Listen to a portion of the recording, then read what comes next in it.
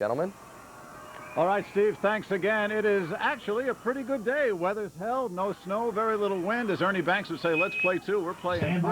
I'm Mike Lehman, he's Jack McInerney. We don't know much about the game, except we know no matter what, the Indians are going to win. Well, the Indians are going to win, and they both, interestingly enough, play very similar styles of football. They both play out of a 52 defense, and they both run a lot of option football with their quarterbacks being the catalyst. Both teams, of course, nicknamed the Indians.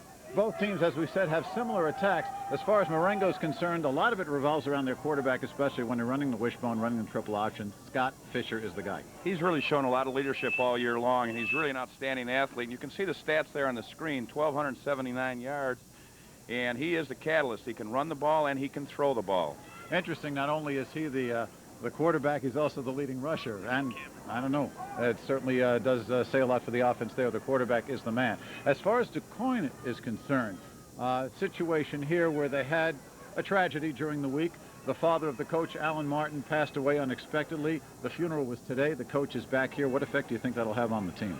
Well, on the team, they'll obviously be very emotionally high for the coach.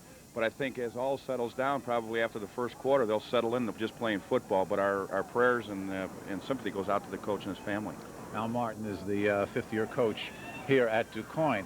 His offense has a fine quarterback. His name is Jason Carnes. The man to watch is one of the halfbacks in the wishbone, Robbie Eaton. Robbie Eaton, he can just about score from anywhere. He can really do it all. He scored over 23 touchdowns this year. He catches the ball and scores, he returns punts and scores, and he runs from scrimmage and scores. He's an outstanding running back for high school football, and he'll be leading the DuQuoin Indians tonight in tonight's 3A championship game. In the land of the Hamiltonian, he is a definite thoroughbred. Let's go to another thoroughbred right now. Steve Adams on the public address for this evening's starting lineups. And now, ladies and gentlemen, introducing the coaches and players for this Class 3A state championship game, featuring the Marengo Indians and the DuQuoin Indians.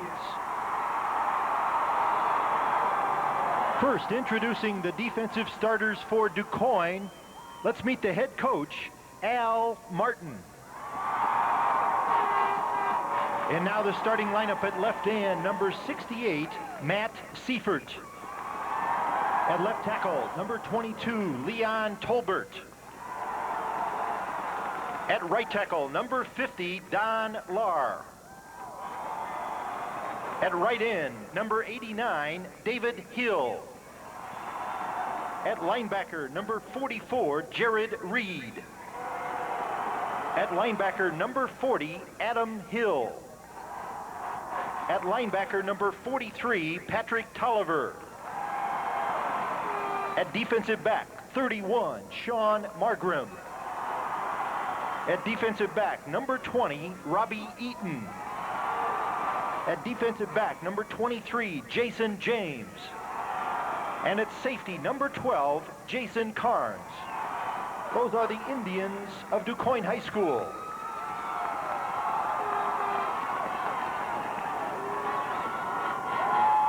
And now let's meet the starting offensive lineup for Marengo, introducing the head coach, Kelly Kemp.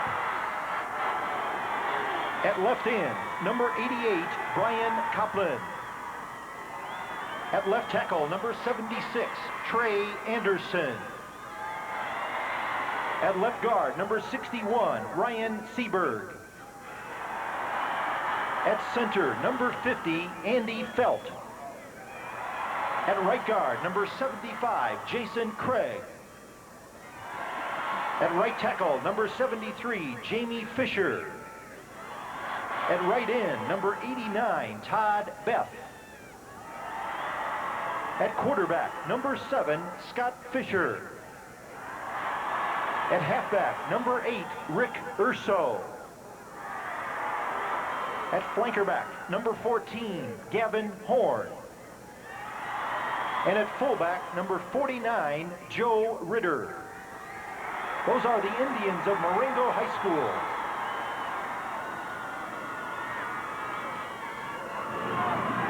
Yes, I'm here and ready. Down here on the sidelines, we're looking at temperatures that are now dropping into the mid-30s. Will probably reach into the lower 30s for Coach Kelly Camp and his Indians and the rest of these teams here. First off, for the Marengo Indians, they had a real tough road to get here. They're, of course, out of north central Indiana and just a little bit east of Rockford. Talk about a tough road. Well, the Indians had to really knock off a couple of great teams along the way, including 2 former state champions like Woodstock Marion and Addison Driscoll to get to this game here today. And 4 of the other Indians, DuQuoin, they are from extreme southern Illinois, just north, about 20 miles north of Carbondale. And they are out of that very difficult South 7 conference. They come up here, and they are a defending state champion. 1988, they were the 3A state champs and knocked off some great teams to get here. We're looking at slight winds here that are swirling down on field level. It's somewhat of a crosswind. We'll find out how that affects the specialty teams. And now back upstairs to Mike and Mac. Okay, thank you, Joe. Just about set to get underway right here.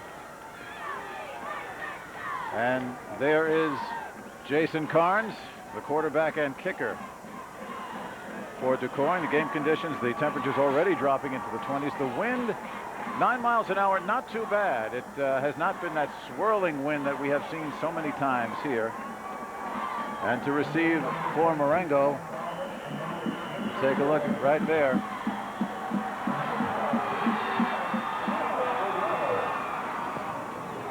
Colin Bauman, number 23, and this one's going to go out of bounds. We're going to have a flag, take it back 5 yards, or take it at the 35. I'll take it at the 35. Chances are we'll take it at the 35. We'll have a discussion right here. The officiating crew. Led by David McIntyre from Wheaton. Procedure call. And that'll be a first down, and what are we going to do? We're going to kick it again, looks like.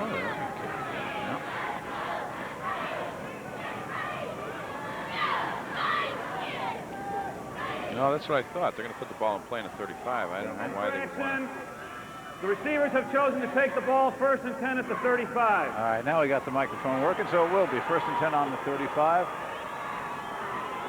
And we will see Morango in the visiting white jerseys moving from our left or the north to the right, which is the south. DuQuoin in the black jerseys with the white numerals. And here you see the backfield for Morango. Scott Fisher, the quarterback. Joe Ritter, Rick Urso, Gavin Horn, Brian Copleen, Todd Beth are the receivers. There's the double. They come out in the double slot. First place from scrimmage with Urso in motion, and the quarterback option kept by Scott Fisher out to the 40-yard line, gain of 5. They're giving us a double slot on one side and a wing on the other side, and they usually always bring them back in motion, and they run the option out of that. As you see the offensive line, Anderson, Seberg, Felt, Kirchhoff, and Jamie Fisher. Keep your eyes on Seberg. He was a all-stater on defense and also plays offensive guard. Ritter is the setback. In motion is Gavin Horn. First pass of the game, Fisher to throw. He's got his man Urso first down yardage. Before he is knocked out of bounds by Sean Margram, the linebacker, 5'7" senior. And that's got to be a confidence booster for any quarterback, especially a high school one throwing out of the wishbone, Jack. Well, not only that, but that was a deep route going on the out route. Seifert, Tolbert, Swinney, Hill, Reed, Adam Hill, and Patrick Tolliver, and the secondary Margram, Rob Eaton, Jason James, and the quarterback Jason Carnes. Now they go to the I, power I, with Ritter, the up back right there, and they give us to the second back through, and it's Gavin Horn, and Gavin Horn tries the right side of the DuQuoin line. Reed makes the stop.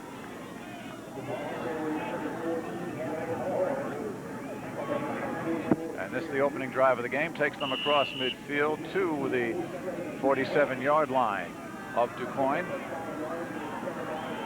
Brings up a 2nd and 5, and hold on right here.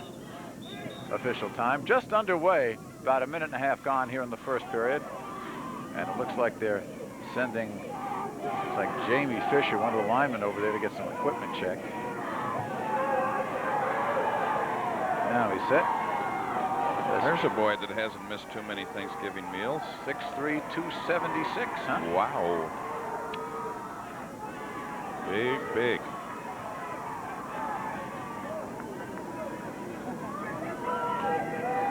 He's getting all set. So it'll bring up 2nd down and 5 from the 47-yard line of Ducoin. There's Jamie Fisher. Now they see they're going to have to take him out. Yeah, they're very strict about equipment rules here, and they're going to bring in a substitute. As you look at Alan Martin,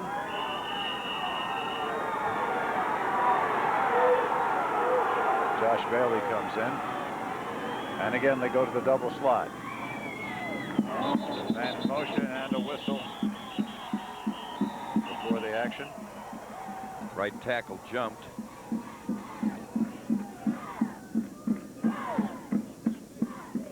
And it's a procedure call on the offense. So we'll replay the down. It'll be 2nd down and 10 or a little more. Dead ball foul, false start, offense, still 2nd down.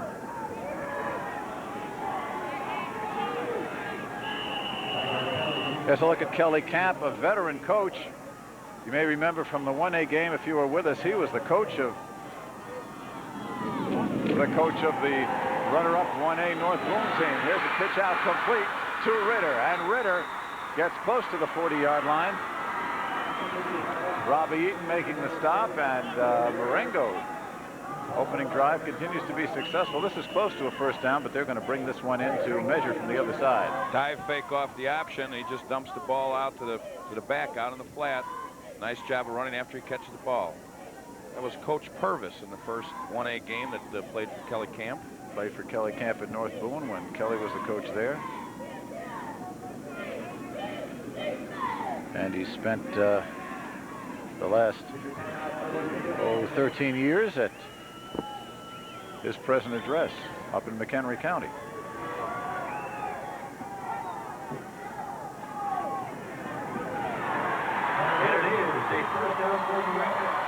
And the measurement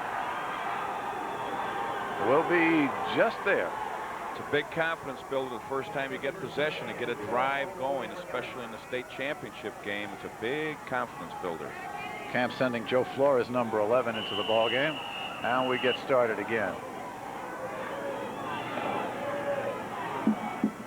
Doubling again with the single setback Ritter. In motion Horn. Once again the option. Fisher for about 4. Adam Hill on the tackle. Well, in the 1A game and in the 3A game, we have seen a lot of triple option quarterbacks. And that ball was pretty slippery in the 1A game. So far, so good here. You watch the quick dive fake right here, and he goes down the line, creates a seam, and he turns up underneath the stalk block there by the tight end. Nice job of running the option, picks up 4 yards. Copleen split to the right. Again, the double wing, double slot. Graham straight up the middle on the trap this time, and getting into the secondary on a fine run was Joe Ritter. Jason James, number 23, along with Tolbert, number 22, making the tackle. Let's take a look right here. Watch the center. Blocks back, guard pulls, traps the guy that penetrates too deep. Here goes the fullback right up the seam. Good call, good execution. Good for a 1st down to the 26-yard line.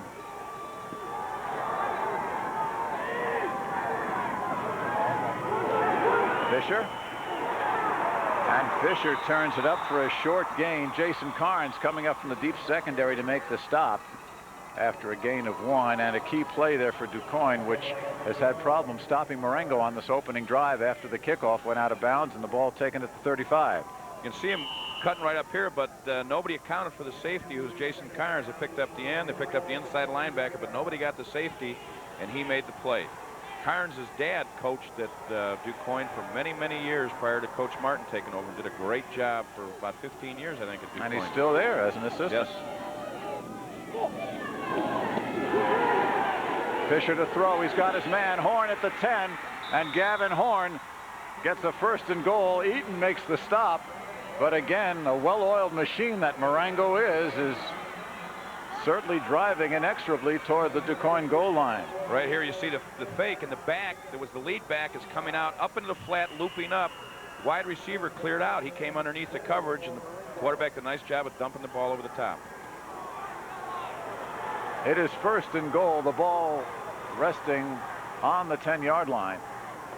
And now they come up in the power I with Horn, the offset back. Ritter and Urso give this to the quarterback, and the quarterback holds on, and look out.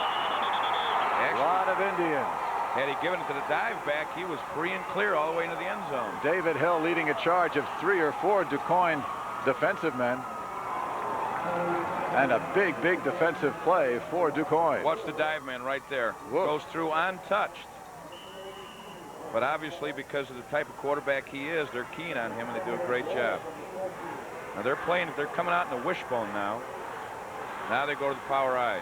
Loss of 4. It's power I to the right this time with Horn. Again, the offset I back. Fisher on the play fakes. Got a man open in the end zone. Oh, nice excellent play. defensive play by Jason James, knocking the ball away, intended for Corey Brockman, the wide receiver. And there is Jason James, 5'10" sophomore, plays on the offense too, makes a fine defensive effort here. Good play fake. Ball's up in the air just a little too long. You can see he's wide open, but here comes the corner, not the safety. The corner coming over to make a great athletic play. Sets up a 3rd and goal from the 14. First incompletion for Scott Fisher, 3 of 4 for 31 yards, and he brings them out once again in the power I. Receiver split left and right. Once again, he's looking left, goes to the short man, complete to Ritter, and Ritter going to have a 4th down and about 1.5 for a touchdown. Jason Carnes knocking him out. That was a great job of faking right there by the quarterback. Fisher really did a nice job of holding the ball and doing a good job of faking until his back got cleared on the sideline. Well, it's early in the ball game. You got a 4th and a long 1. What's going to happen here? We're going to kick. We're going to go. We're going to go. 6:53 to go. No score. Opening drive. Wishbone. In the bone. Fisher, the quarterback. Quick pop right over. Intercepted. And what a play by Ducoin. Jason Carnes, the opposite quarterback, playing safety on defense with a big, big play. He's trying to run a dump pass, an option pass to the tight end. Watch. He just fakes, just steps. It's just a dump, hoping to get the tight end right in the seam. But there's Carnes. Makes a big interception. Are they going to rule him down at the 1, or is it going to be a touchback? It looks like they're going to be playing from the literal shadow of their own goal line. He may be on the 1-foot line right there. Let's take a look at the spot. That's a tough play down there because there's not a lot of room to run nor seams to go to for that tight end. And we saw in the 1A game it quickly turned into the safety. And here is Jason Carnes handing off first man through. Jared Reed tackled by Pete Harper, and they're playing it safe right here. There is Carnes, Reed, Robbie Eaton, and Sean Margram, the fullback and halfbacks in the wishbone. The ends are Saunders and Dennis Phillips. They will catch the ball.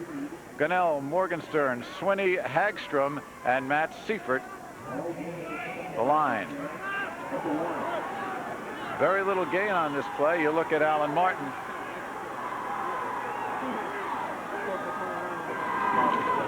Again, Carnes playing it safe, and he gives this to Eaton, and Rob Eaton out to the 4. Scott Fisher, Well, you quarterback and cornerback, makes the slot. You don't want to have to punt out of the end zone, especially into this wind. You can see right here, you can see the quickness of Carnes, but just a good job by Marengo coming up and filling the seams. But there's a big play right here. 3rd down, little less than 8. And they are on their own 3, just over the 3-yard line.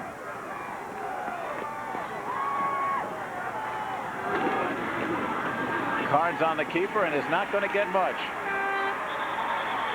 Swarmed under by Pete Harper, number 44, and Wade Boxleitner, the linebacker, number 54. And for all the good efforts by Ducoin to stop that drive by Marengo, they're going to have to punt out of their end zone into a 10-mile-an-hour wind. And the punter is Jason Carnes. Well, again, the key to this will be handling the football. Don't let it hit the turf so it gets that long bounce. Ritter and Urso back to receive.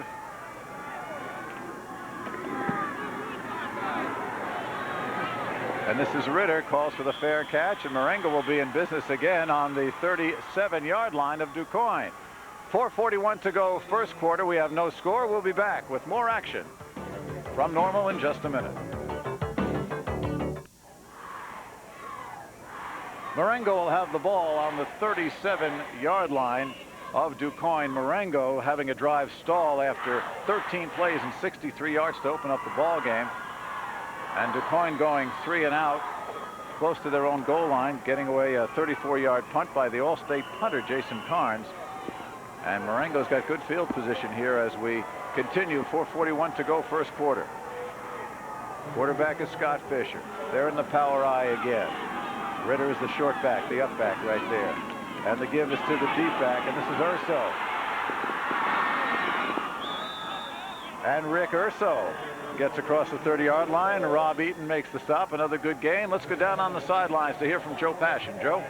Well, Mike, and you and Mac had mentioned in the pregame, Al Martin was at a funeral this morning, that of his father, Chuck, a retired postal worker, who, by the way, was a member of the Carpenters Union. Had a big throng out there with family, but they said go out and go to the game. He said he's putting the happenstance of this morning behind him. He's looking forward to having a good one here ahead of him tonight.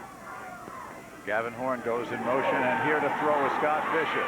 Fisher has his receivers covered. Now he throws into coverage, and is it intercepted? Yes, it is. And the rule, yes. Jason Carnes again. He's had 2 interceptions in the space of about 8.5 minutes.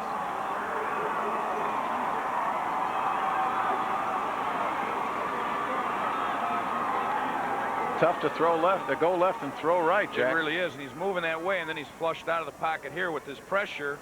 And watch him try and turn his shoulders up. He doesn't do a bad turning the shoulders, but at the last second he starts floating away from where he's throwing it. And you can see right here, well, thank goodness for no instant replay. At least for Ducoin's sake. And the give through to the fullback. Boxleitner makes the stop as Reed gains a couple. Let's see it again here, Jack. Well, in defense of the officials, you know, we've had the chance now to look at it 3 times, and as it happened so quickly right there. It's obvious that it wasn't caught, but how he comes down on it so fast, and they're on the sides. You know, obviously they're making the best call they can in that split-second decision. And usually 99 times out of 100, they're right. Jason James in the backfield at the left halfback slot. The throw is Carnes, and he's got Jason James over the middle. Jason James trying to turn it on, and he is caught from behind by Noel Gravett. But again, all the way out to the 35-yard line, 52-yard pass play, beautifully executed by Carnes to Jason James. He just slides right out of the backfield, comes underneath the inside linebackers who were blitzing, and wide open, just slid right out of the backfield. Nice job by Carnes delivering the football. You can see right here he had the linebacker turn, and he's in the linebacker's drop area. Number 54 didn't get there, and he's off to the races. Gives to the fullback, and Jared Reed. Stopped by Ryan Seberg. Seberg, a 6'1", 191-pound senior all-state linebacker. After a pickup of 5. Messengers coming in for Ducoin. David Hill, Eric Saunders, and Dennis Phillips, the ends. They'll switch off, bringing in the plays from Al Martin. Interesting how one big play puts him down here threatening when Marengo had the ball the whole first quarter there. This is Margram, and Margram trying to turn the corner and gets maybe 2-3 yards. Bring up 3rd down. Gravett coming over from his cornerback slot to make the stop. 2 minutes, 6 seconds to go here. We have no score. This is the Class 3A championship game. Let's go back down to Joe Passion. After James' reception, he got hit so hard, Mike, that his shoulder pads busted. You can see there's trainers down here that are working on repairing his shoulder pads and get him back in the game. By the way, there have been 3 teams on this sideline already today, solid black uniforms.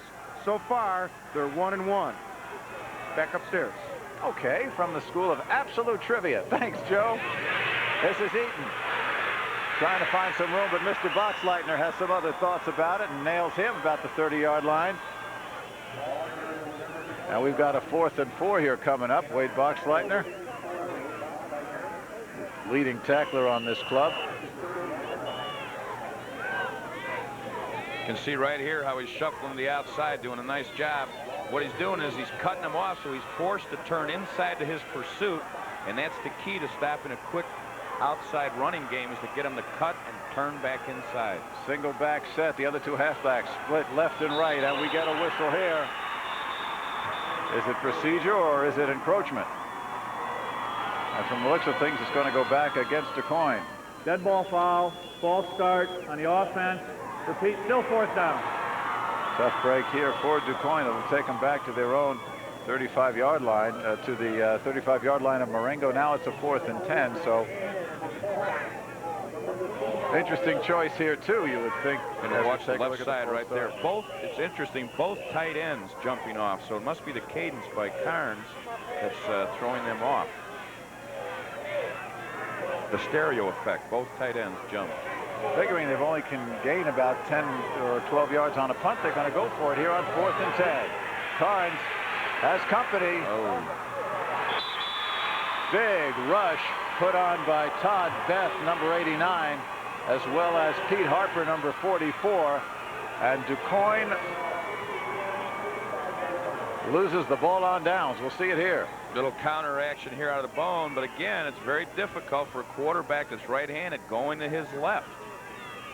And especially when you're thrown into a tight, tough wind, although it has died down somewhat. Well, here's Scotty Fisher, who took his team down to the 1 before an interception stopped his drive. And Marengo now will take over with 1:05 to go, first quarter. Big defense by Ducoin. Leon Tolbert over there, stopping Rick Urso. Trying to cross block right here, kind of a gut block, guard under tackle, or tug, tackle under guard, whichever you prefer, but it didn't happen. Power I formation here, power I to the right. Check it, they're in the wishbone. Quarterback keeper on the option and doesn't get much again. Once again, it's David Hill, number 89.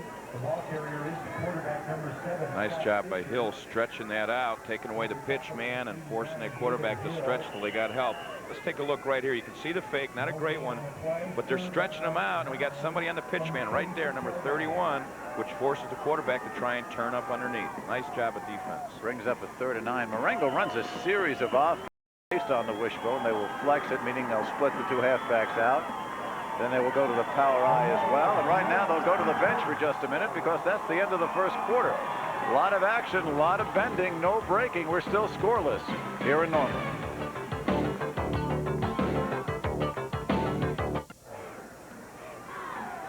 Following our game this evening, the Class 4A Championship featuring the Panthers of Oswego and the Maple Leafs of Geneseo Darnell. That'll be seen live on Sports Channel Plus. Check your local cable listings for the channel Sports Channel Plus is in your area. It'll be rebroadcast later this evening on Sports Channel following the Blackhawks beating up on Edmonton. Right now, 3rd and 9 for Morango in white as the team switch sides.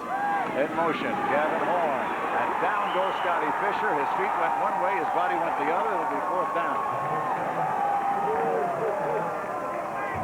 Well, you might credit Patrick Tolliver for the sack over there, but it was more the feet that got mixed up with the quarterback that brought that play to a close. Right there, the play action. Spikes get caught in the turf, and that happens occasionally. And down he goes and never gets an opportunity to go for that 3rd down play. Robbie Eaton is deep to receive the punt from Todd Beth. And that's got to be a threat back there because he's run back 3 of them or 4 of them this year. 4 of them, yeah. Beth averages about 35 yards. A kick into the wind, barely gets it off. Big, big rush by Ducoin. This one is going to take a Morango bounce. Sounds like a dance. It certainly does. A Morango bounce. And a 32-yard punt, and again, Ducoin is going to have some decent field position. How that punt was not blocked, I don't know. I don't know either because he went right by the side of him. You watch right here. Watch where his foot is and where the kicker goes. See, he went right by the side of him. And of course, as we tell the kids, he does not kick the ball with his shoulders. He kicks with his toe. So you got to go for the front, about 2 or 3 yards in front of the punter. Not to the side. Adam Hill made the play right there, and Ducoin is in business behind Carnes. This is Eaton trying the left side, and there's nothing there. Maybe a yard.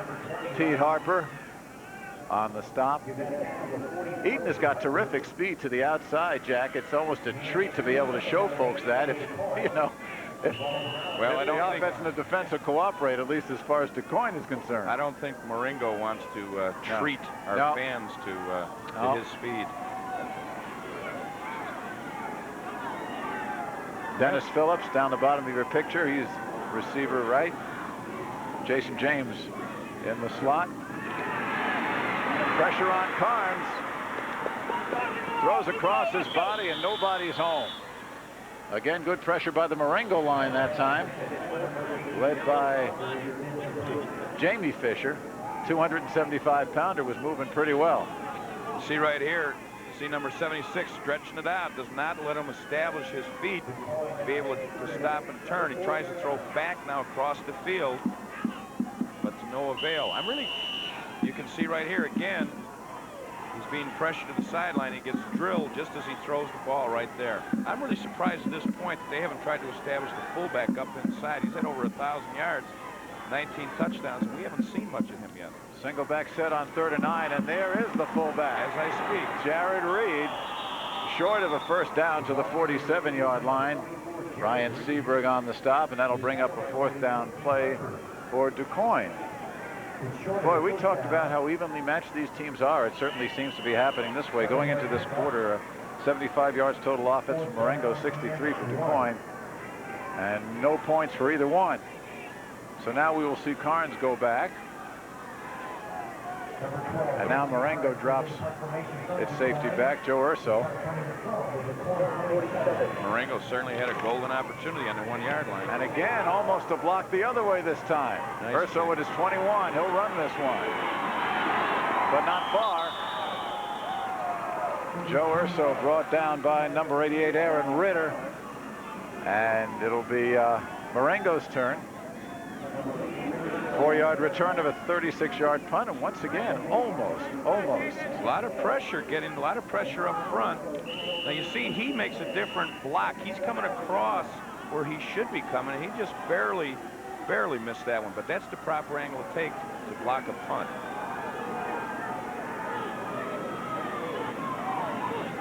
Double slot here. Give to Urso. And Urso meets Ducoin. That comes out second best on that one. Jason Carnes coming up leading the charge along with David Hill, number 89, and Matt Seifert, number 68. Fake to the fullback. Gives a second back through in the belly, and the outside linebacker collapses trying to rip the ball away. Nice job hanging on to it, and a nice job of gang tackling by the Ducoin Indians.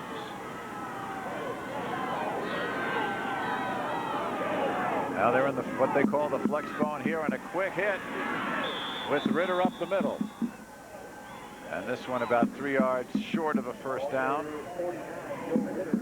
Brought down by Adam Hill, 6'2", 183-pound junior, leading tackler on the Ducoin Indians. 8 minutes, 10 seconds to go. Marengo and Ducoin, no score here in the second quarter.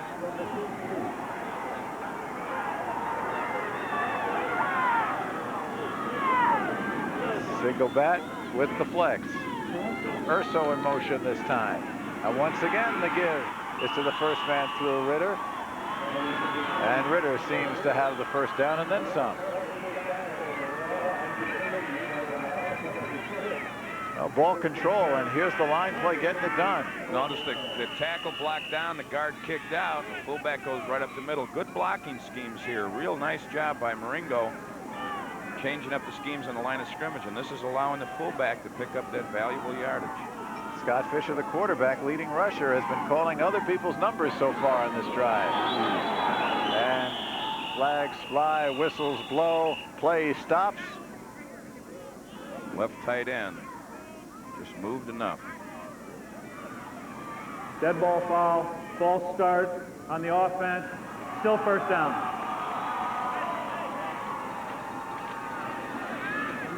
Moves the ball back.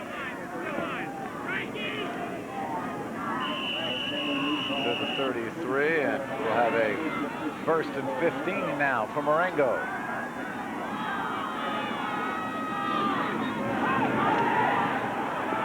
Fisher looking long. Oh, complete and beautifully done. Todd Beth with the defender all over him. Robbie Eaton. Beth makes the catch, and a big gainer for Morango. Todd Beth, 6'2", 190-pound junior end, his 15th catch of the year, good for 25 yards. Well, he really freezes them with the roll to the right, and he throws back in the seam there, and that was not a real good job by that sophomore safety. Kind of stood flat-footed here and let that split end run right past him on a post route. Nice catch, nice throw. 1st and 10 inside the 40 of DuQuoin, and again we get somebody breaking before the ball is snapped. And that'll make coaches throw clipboards. Dead ball foul, encroachment on the offense, still 1st down. It's really, really tough before you even snap the ball. You're now in the hole. You lose 5 yards. I mean, if you lose 5 yards on a sack, it's one thing, but to lose 5 yards before you snap the ball. Hey, Jack, it worked for him last time. True. But I don't think he wants to be in this position that often. Ball goes back to the DuQuoin 42. And Marengo goes back to the wishbone. Receiver split to the right. And now we get encroachment the other way. You can't, from up here, we can't hear the cadence of the quarterback, but obviously, for both quarterbacks, we've had quite a few offsides. There's got to be some interesting cadence that's drawing everybody off. 1st and 10. Well, we've heard that before from David McIntyre. Right there, you see the nose man. Now, see, he's right over the center. There's absolutely no reason for him to be offside unless he's confusing the fact that he is now on defense and not on offense any longer, but he should be looking at the ball. Leon Tolbert, the guilty party, so we're back to a 1st and 10.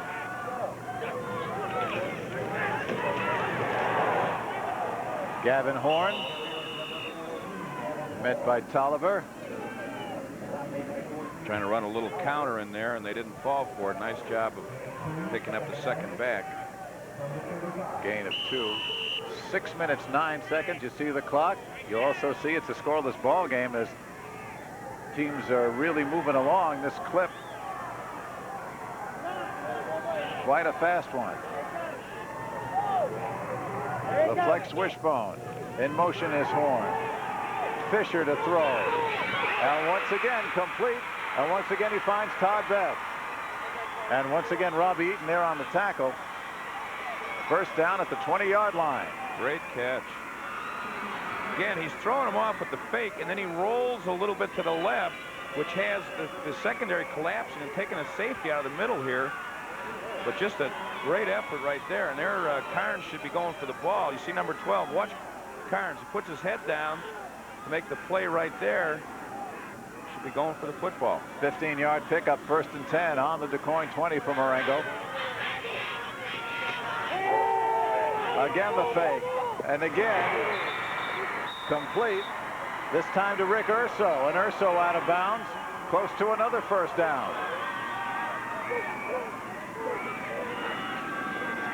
Boy, that play action's working beautifully for him. It really is. It's freezing the safety because he's right in the middle of the field, and they're trying to take him man-to-man, and he's not able to get there. You can see Carnes right there out of the picture.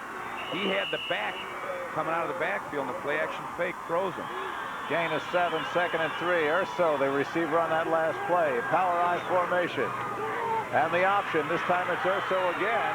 And Urso trapped by Eaton. And very little gain. Maybe a loss right there.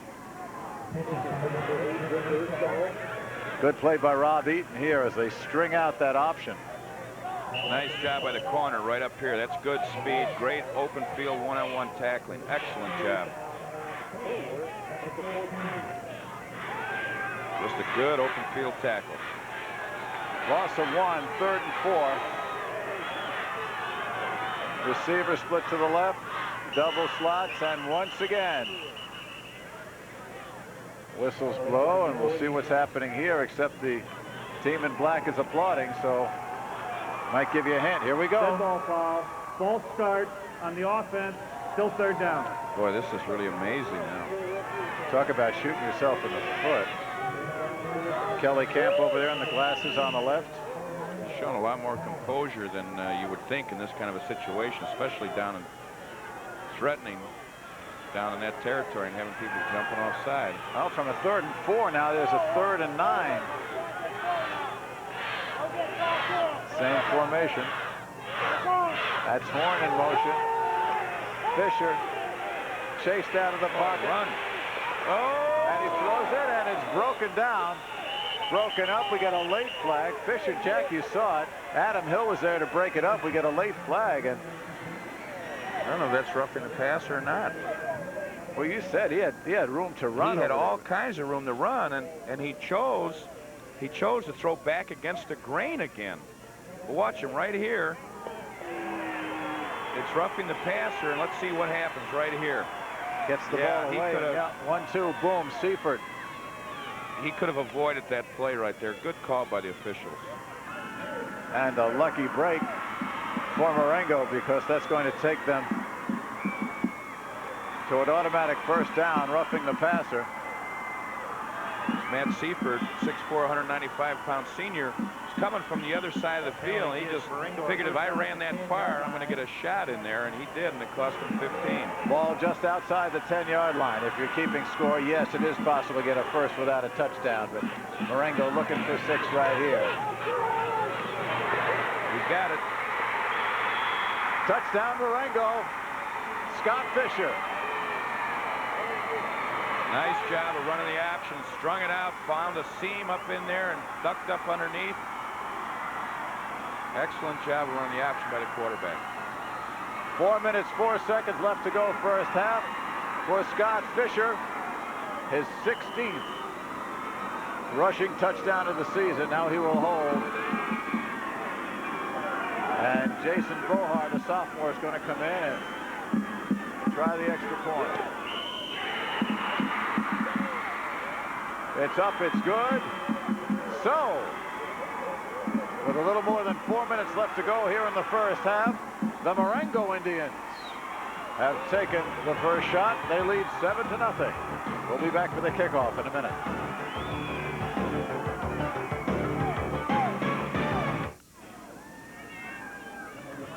Here's the touchdown, Jack, scored by the quarterback. Really does a nice job here. Not much of a fake, but you can see how he stretches everything out. Right there, he finds the seam. He runs underneath the outside linebacker and just finds that seam and turns up upfield. And we're looking at it from a safety's viewpoint. You see him stretching, just turns right up underneath. Nice 9-yard run for the first score of the game. Dives into that end zone. He will not be denied on that particular play. So Marengo has scored first. Joe Ritter puts the ball on the tee. Rob Eaton back to receive this one. Eaton at the 9. 20. And Rob Eaton. Ian Corral Runs, runs 100 yards, but only brings it out to, about the 24-yard line. And with 3:56 to go, Ducoin will try to get something going. Well, the Morango defense, Jack, not the easiest group in the world to score on. No, and those are good opponents. Hampshire's been up there and has won before, and of course Ottawa Marquette. But they just played really tough defense, and you can see right here the type of defense that they play. Give a little credit to Greg Halverson, the defensive coordinator. Here's Jason Carnes, and Carnes is ripping off a lot of yardage across midfield and past the 40-yard line before he is dragged down by Jamie Fisher. It seemed like a setup, for the Marengo defense. As I said that, they rip off a 30-some-yard run. They must have heard you. I guess. Got them inspired. Well, call it 38. Again, these teams doing a nice job of running the action. Look at him stretch it, turns right up underneath them. Pitch man is still behind him, but at this point, he's not about to pitch it. Joe Flores catching him from behind. Right there. Nice cutback. Good balance. Full house backfield here as they give it off to Jared Reed, the fullback, and Reed gets a couple of yards.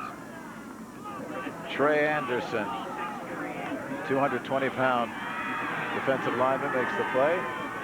Well, if Carnes continues to run the action like that, they're going to set up Reed underneath. Al Martin certainly has a record to be envied since taking over 5 years ago. We saw him one of our first broadcasts back in 1988 as he beat Hersher for his first 3A championship. He's looking for another one here. Second down after the gain of 2. Carnes looking, and that's complete over to Dennis Phillips, one of his receivers. Gravett and Ritter in on the stop. Dennis Phillips, good target, 6'4" tall. Sounds like the pounding migraine I had last night.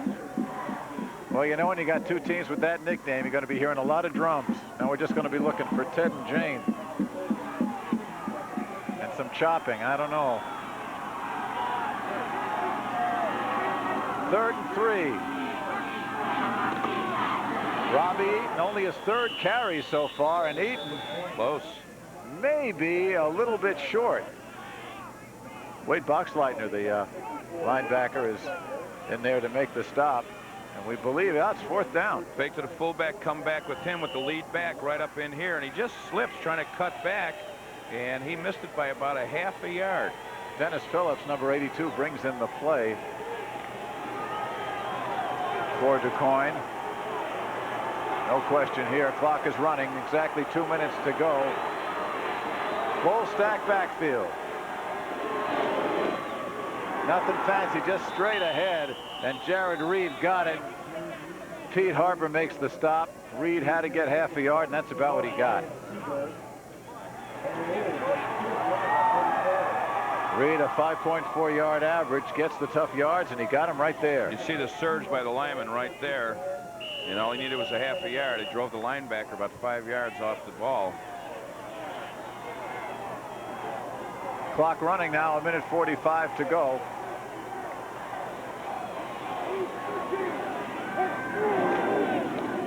Carnes got some room here, cuts it back. Hold closed quickly down to the 25. Gain of maybe 2. Joe Ritter making the stop.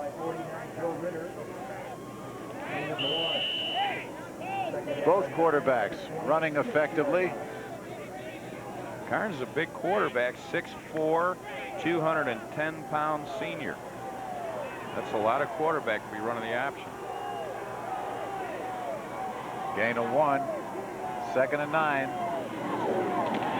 This time Carnes is going to throw in and out of the hands of Dennis Phillips.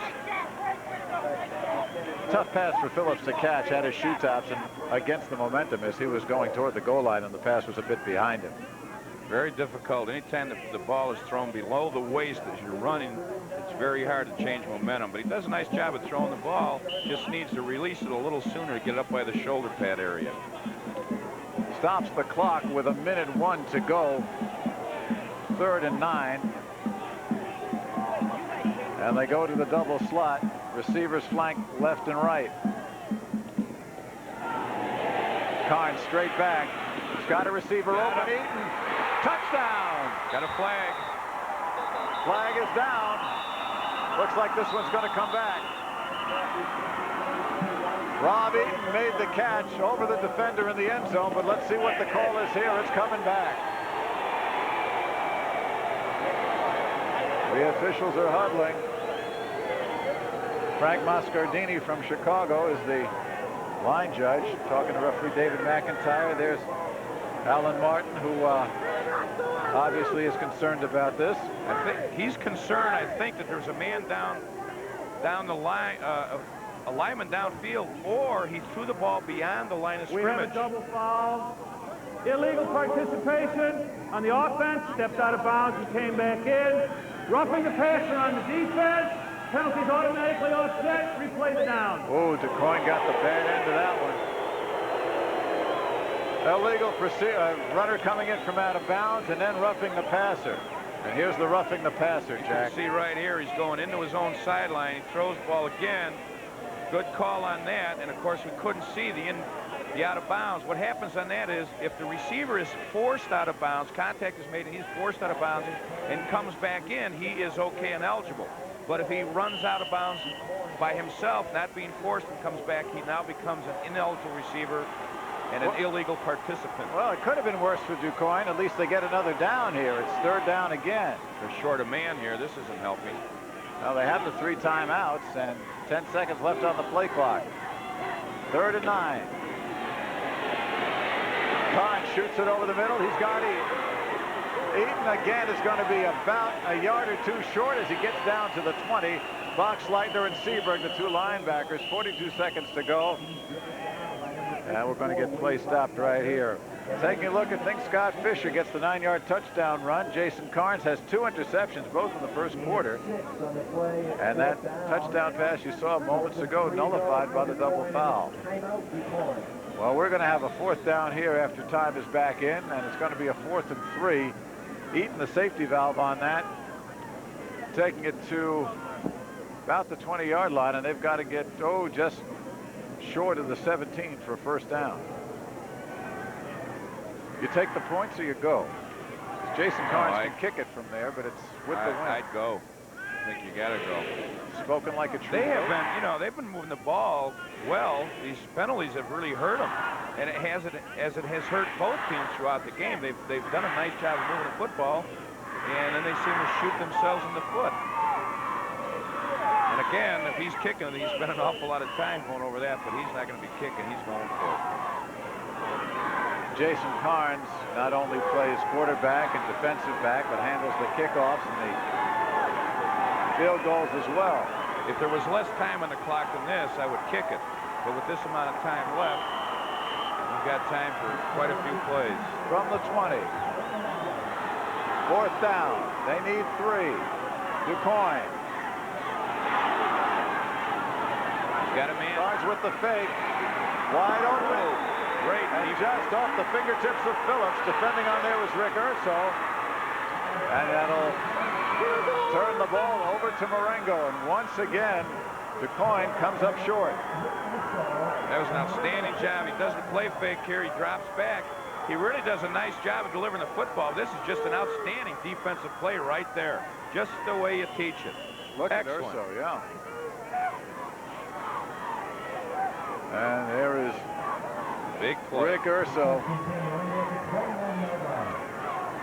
And so now with 37 seconds left to go, Morango takes over on its own 37, and Scott Fisher right back in business. Fisher takes it, stopped by Matt Seifert. Now one more play, and this one will be halftime. Probably won't even get that. Well, Kelly Camp is about ready to hit the locker room. See him there, he's telling him what play. And that's it. Clock runs down. This will be the end of the first half. Both teams will head to the locker room with Marengo leading by a score of 7-0. 1 touchdown, lots of chances. Lots of chances is right. Penalties really hurt both teams on their various drives. And of course, Marengo was on the 1-yard line, tried a dump pass to the tight end and had it picked off by Carnes, one of his 2 interceptions. And that really hurt him. And then Carnes with the apparent touchdown pass to Rob Eaton, and that was nullified by the double penalty, an ineligible receiver running in from out of bounds. And the roughing the passer gave Ducoin a couple of other chances, but they came up short. So right now, the teams have played 24 minutes. We knew it was going to be close. And the Marengo Indians are leading Ducoin's Indians 7-0. Let's go down to Joe Passion. All right, thanks very much, Mike. Coach Camp, an interesting first half. You got a lot of things done, particularly holding a lot of that time on the clock in the second quarter. Yeah, we held the ball pretty well there. We didn't capitalize on a couple of opportunities that we needed to cash in on.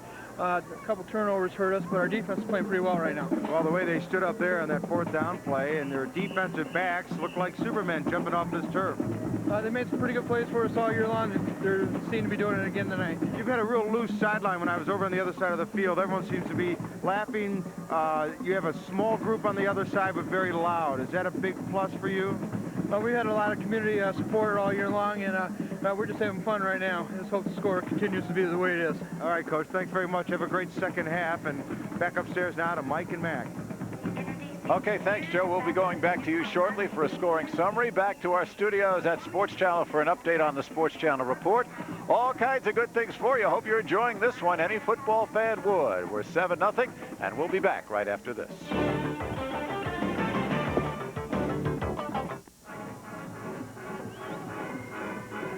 Well, as the DuQuoin marching band entertains here live at halftime from Hancock Stadium, we have just one score to report here at the break. The Indians lead the Indians 7-0. Marengo over DuQuoin here in this Class 3A state championship game. Our scoring summary is a brief one. It goes like this. Even though there were some turnovers early on in the ball game, Marengo was able to come up with a big 9-yard run by Fisher. The kick after was good by Borkart, and that makes it a 7-0 game.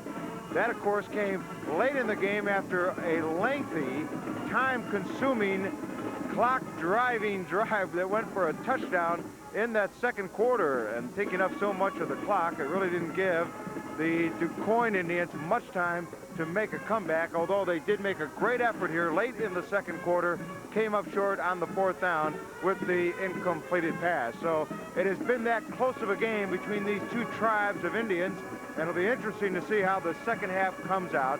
We'll have that, of course, for you live immediately following Steve Cashell's live Sports Channel report update from our studios up in Chicagoland and Oak Park. And let's send you back to that, but first, this timeout.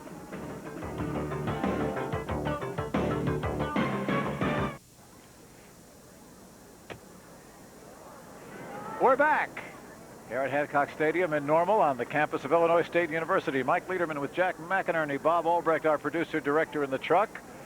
And we have got a close one. Morango and DuQuoin, the battle of the Indians. And Morango on the scoreboard with a 7-0 count.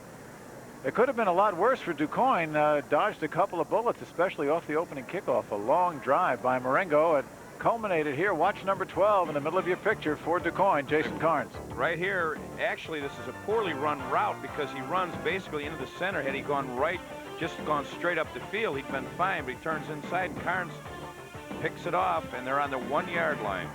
Well, the teams were scoreless until late into the first half when Scotty Fisher, after a 30-yard pass, set this up, runs that quarterback option. Does a nice job. 9-yard run, stretches. Notice him stretch and waits till the guy goes out for the pitch man, turns up underneath, dives into the end zone for the touchdown. Extra point was good, and that's been the scoring so far.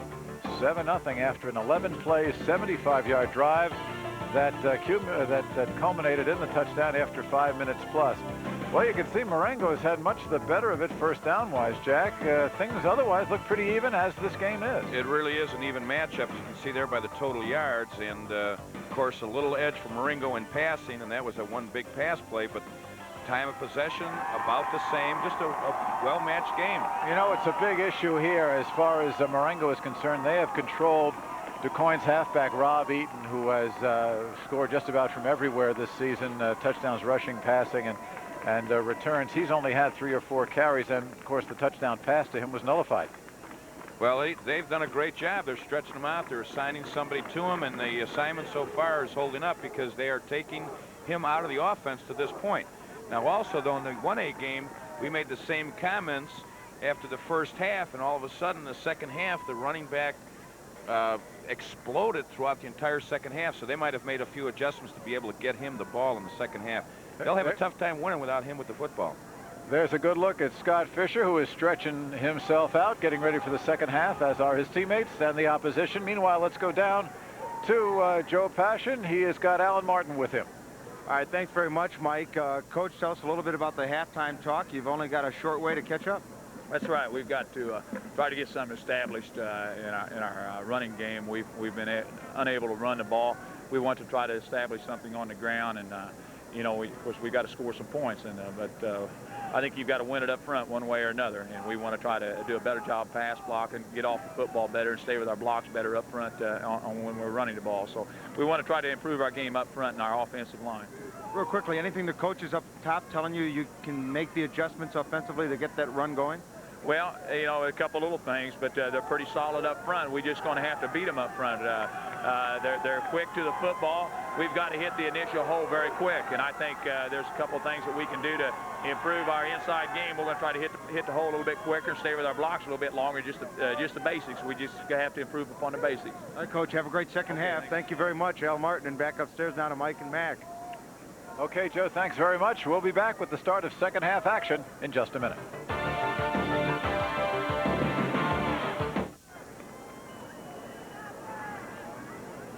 Getting ready for the start of the second half, Marengo over Ducoin in a battle of unbeatens, the Class 3A Championships here at Hancock Stadium in Normal, Illinois, on the campus of Illinois State University. I'm Mike Lederman, along with Jack McInerney. Jack, what do you think? Well, as Coach Martin talked about, most ball games are won. These type of ball games are won up front in the pits between the offensive and defensive line. I think that they need to establish that fullback inside, and that'll keep those linebackers from flying outside as fast as they have been. And he's got a fullback to establish. He's got a fullback that has run for 1,000 yards and 19 touchdowns.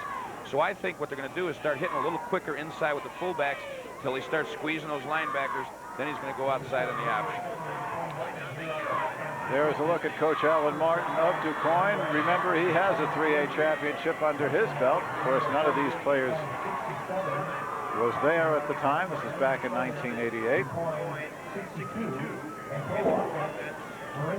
And he is looking for another one with a team that has gone through the season unbeaten at a close semifinal, winning 15-14 when they stopped an attempt to try for a two-point conversion in the final seconds by Robinson, the defending runner-up.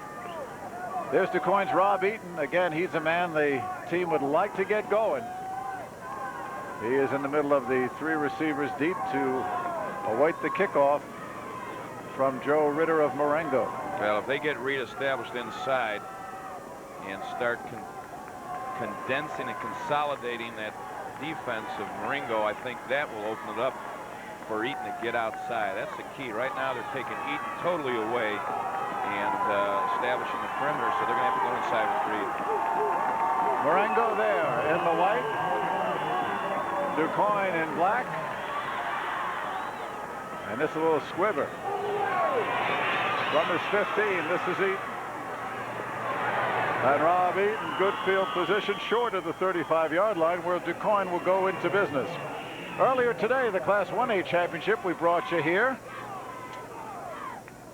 going to Hardin Calhoun by a count of 28-11. Here's the touchdown that put Hardin Calhoun again third ahead.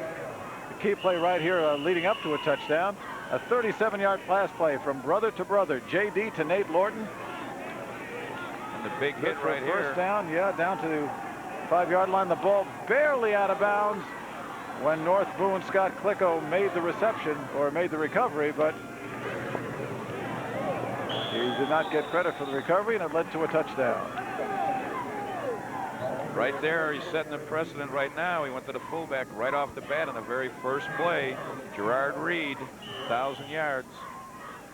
Jared Reed, 6-foot senior back. Gains 5, ball up to the 40. Carnes, Reed, Rob Eaton, Sean Margram are the backfield. Here is Eaton trying to go outside, almost broke it right there.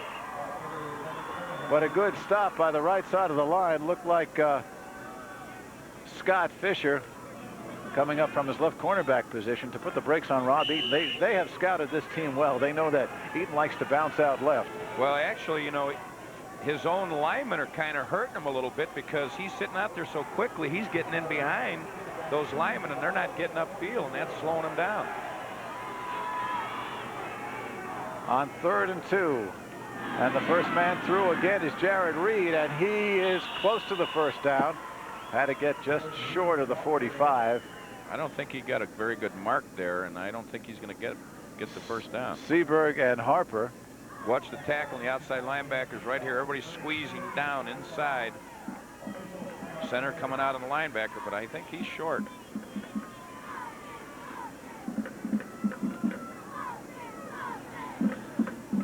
Well, the first down marker is at the 44, and that's where the ball is. But if If it's short, and it is, it's by the length of the football.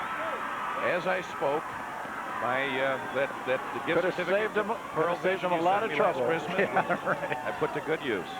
Could have saved a lot of time, and a couple of guys running out there. They just should have taken your word for it. So it's 4th and 1 early in the 3rd quarter. And here, one of those plays that gets the crowd fired up and can get the team fired up, or pretty well damper down if it doesn't work. Ducoin is going to go for it. Defense packs in. I'd be nervous the way everybody was jumping offside in the first half. Jared Reed. As I said, I'd be nervous. Well, I'll tell you, I don't think he made it.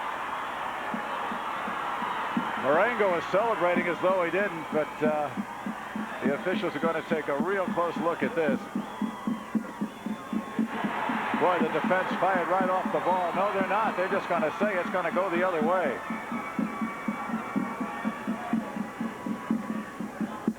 So a key defensive stop. And Morango has the ball in Ducoin territory on the 43-yard line. They come back with the one-back set and the double slot. Urso in motion. Scott Fisher gives it quickly off to Ritter, and Ritter gets into the secondary.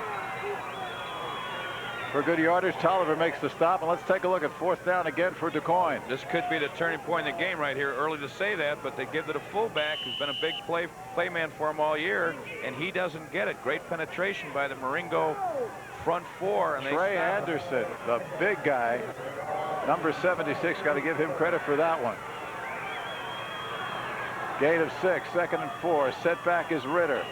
In motion is Horn. And Fisher keeps it and meets the other Indians defense led by Tolbert Hill and Jason Carnes. That's Adam Hill, number 40, the linebacker. Brother David plays on the front line. You can see right here, he tries to turn back up inside, and the linebackers are there to meet him. Here's the 3rd and 4. Receivers split left and right. They're back in the wishbone. Fisher, quick pop. He's got Beth at a 1st down. Todd Beth slants it in. Eaton on the coverage, and it's a 1st down for Morango. Talk about a game of inches. He throws the ball behind him and just out of the reach of this jumping linebacker right there. It's not a great pass, but it's a good enough catch. Pick up the 1st down, living dangerously.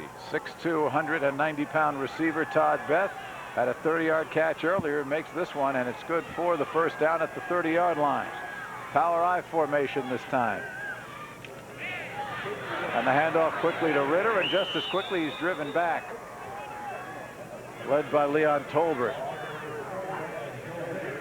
He wears a halfback's number, but he hits like a lineman.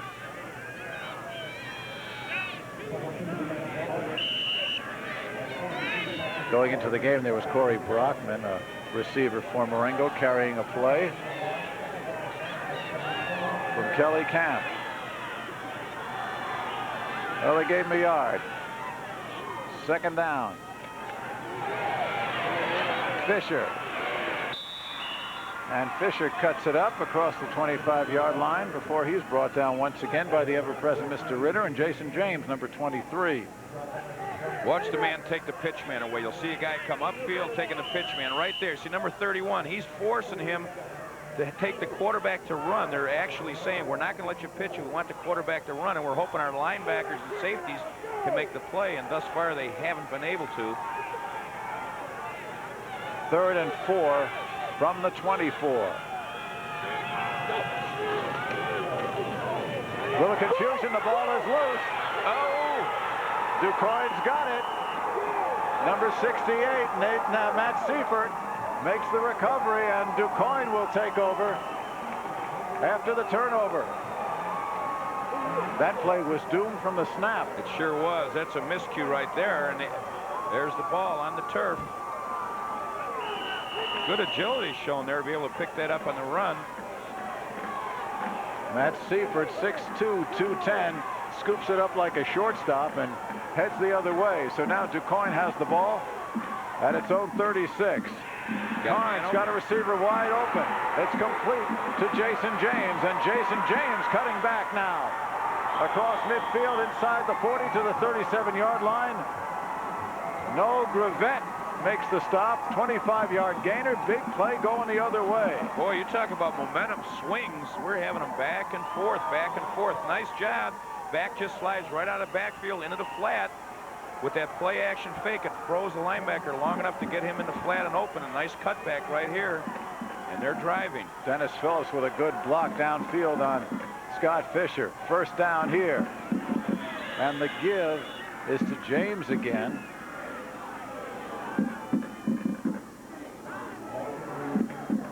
A couple more yards. Brings up a 2nd and 8. Alan Martin looking at the game plan.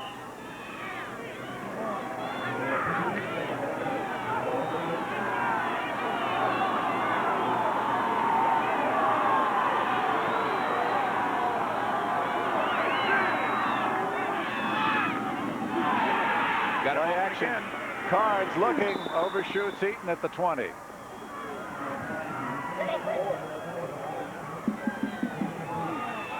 Sideline pattern worked for the touchdown. That time just overshot because Eaton had 2 steps on the defender. Watch the lead back slide out of the backfield right there, number 20. Just outside that corner. Just a little overthrown. That's a big play that worked for him to get on earlier on this drive. Rick Urso on the coverage. 5 minutes, 47 seconds to go. DuQuoin is driving. They are trailing 7-0 here in the 3rd quarter. There is a look at Jason Carnes. Fine quarterback, outstanding punter. His dad was an outstanding coach for many, many years at DuQuoin. And now he's outstanding on the sidelines with the rest of the team over there, along with Jason's older brother, Jeff. 3rd and 8. Over the middle. He's got his man. Goodbye. Touchdown, Jason James. And the slot man just ran right up the seam. And the safety was not there to make the coverage. Nice throw by Carnes. Jason James, 5'10" sophomore, takes the ball over the middle. Nobody touched him. 36 yards. We're at 7-6. And the try for point to either tie or try for points to go ahead. But we're going to try for 1 here. And Carnes, out of James's hold, will try to put the ball through the uprights off the tee. Well, I'd hate to be too patriotic, but it's nice to see a straight-on kicker once in a while. Yes, this is worth it. Just as the last time I think was Sam Baker or Lou Groza. Watch this. This is the way Dad taught me, and Dad's the coach. Straight ahead. Perfect. Just like the good old days. Yes, sir. So they'll come back up the field. DuQuoin has got some momentum. Let's see what Marengo can do to counter it. We'll be back as Chief Illiniwak's 3rd cousin celebrates with DuQuoin's Indians. Sports Channel, and here's the tying touchdown. See right here, he's just got a little pump fake, and he looks away the safety. He looked the safety off, and that slot man ran right down the seam, and that was just enough, just that hesitation to have that safety slide over a little to the left, and he's free for his big 6-pointer. Just want to clarify what you'll be seeing tomorrow on Sports Channel. We'll be having the 5A game on Sports Channel Plus, then the 6A game live on Sports Channel. The 5A game will be rebroadcast channel later in the afternoon. Carnes kicking straight ahead. Taken by the short man. Across the 30-yard line before being brought down. And that is Joe Ritter. So let's take a look at some of the special teams play here. And there's Don Topp. We were told about him. There he is, the Maurice Douglas of DuQuoin. Makes a nice effort to get in there. He's making use of the playing time he gets, the opportunity he has. Morango in the wishbone. Scott Fisher hands it off. And this is Ritter, and Ritter gets some hard-earned yards to the 35. Jason James, who scored the touchdown, makes the stop. See right here, big splits between the center and the guard. Woo. And by the splits alone created a big giant hole there. Nice play by Adam Hill coming in to grab him by the shoe top so James can finish him off. Under 5 minutes here. We're tied at 7. Call it a gain of 5. Second down. Receiver split left, and once again, they give it to Gavin Horn, who was making a lot more of that play than it looked like he would. He was trapped back of the line of scrimmage and gets up close to the first down. Adam Hill on the stop. Gavin Horn, number 14, has had a nice day running. 5 foot 10 inch senior back. Brings up third and about a yard.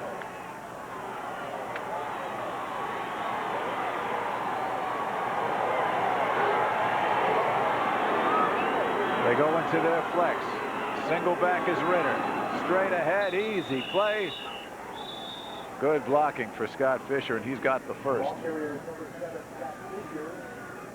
Let's go back down to Joe Passion. Joe, what you got for us?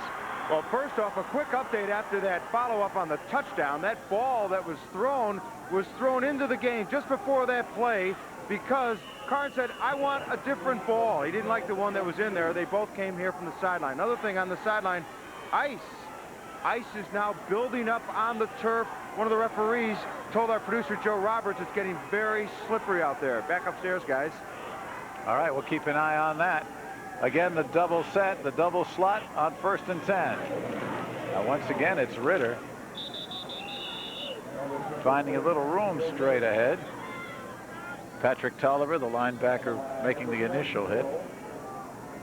Well, anytime you're running the option, it's very, very important that the fullback is established inside to keep these outside people from ganging up on the perimeter play. And both teams have done a nice job establishing their fullbacks.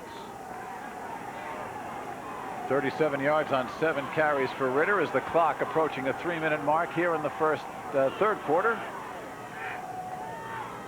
On 2nd and 7. Counter play here, and this is Horn. He's got yardage. He's got the first. He's still got his feet. Finally brought down across the 40-yard line of Ducoin. Sean Margram, number 31, the linebacker coming up. Good counter play here, 15-yard gainer. You see the full fake to the fullback and the guard pulling, just coming up, and just a nice counter inside after all that plays to the fullback. A nice misdirection. Jason James has a shot at him, but that's a tackle pulling. Right there, slows him up, and Margram makes the stop. 1st and 10 from the Ducoin 39. We're tied at 7. The pile moves, trying the left side. Adam Hill makes the stop on Rick Urso. Urso hasn't been heard much from lately, with Ritter doing the bulk of the ball carrying along with Horn. But Urso's no slouch. He's got about 400 yards rushing here for the season.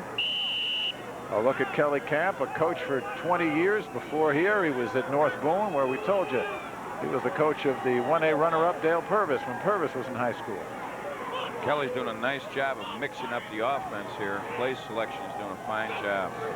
Horn again goes in motion as the quarterback rolls and keeps. Got a flag. Flag is down as Scott Fisher gets first down yardage. Jason James, Sean Margram make the stop. Let's see what the call is. Where does it go? Well, they call it again one of those procedure penalties, an illegal shift against Marengo. That's going to nullify the gain and set him back 5. Can't tell from there, Couldn't tell on that one at all. I think it had to be the outside wingman. Repeat 2nd down. Well, maybe they had a stick shift instead of an automatic. I don't know.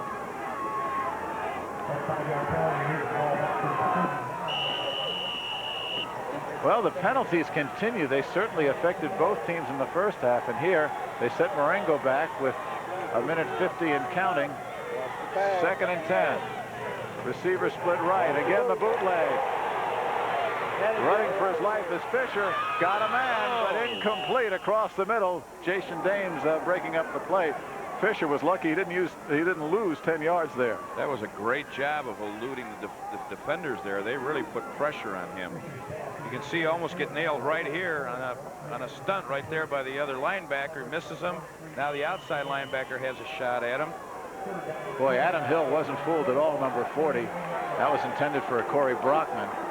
James in front. So now we're at 3rd and 10. Clock at 1:41. We're tied at 7 here in the 3rd quarter. Double slot. Ritter, the setback goes in motion.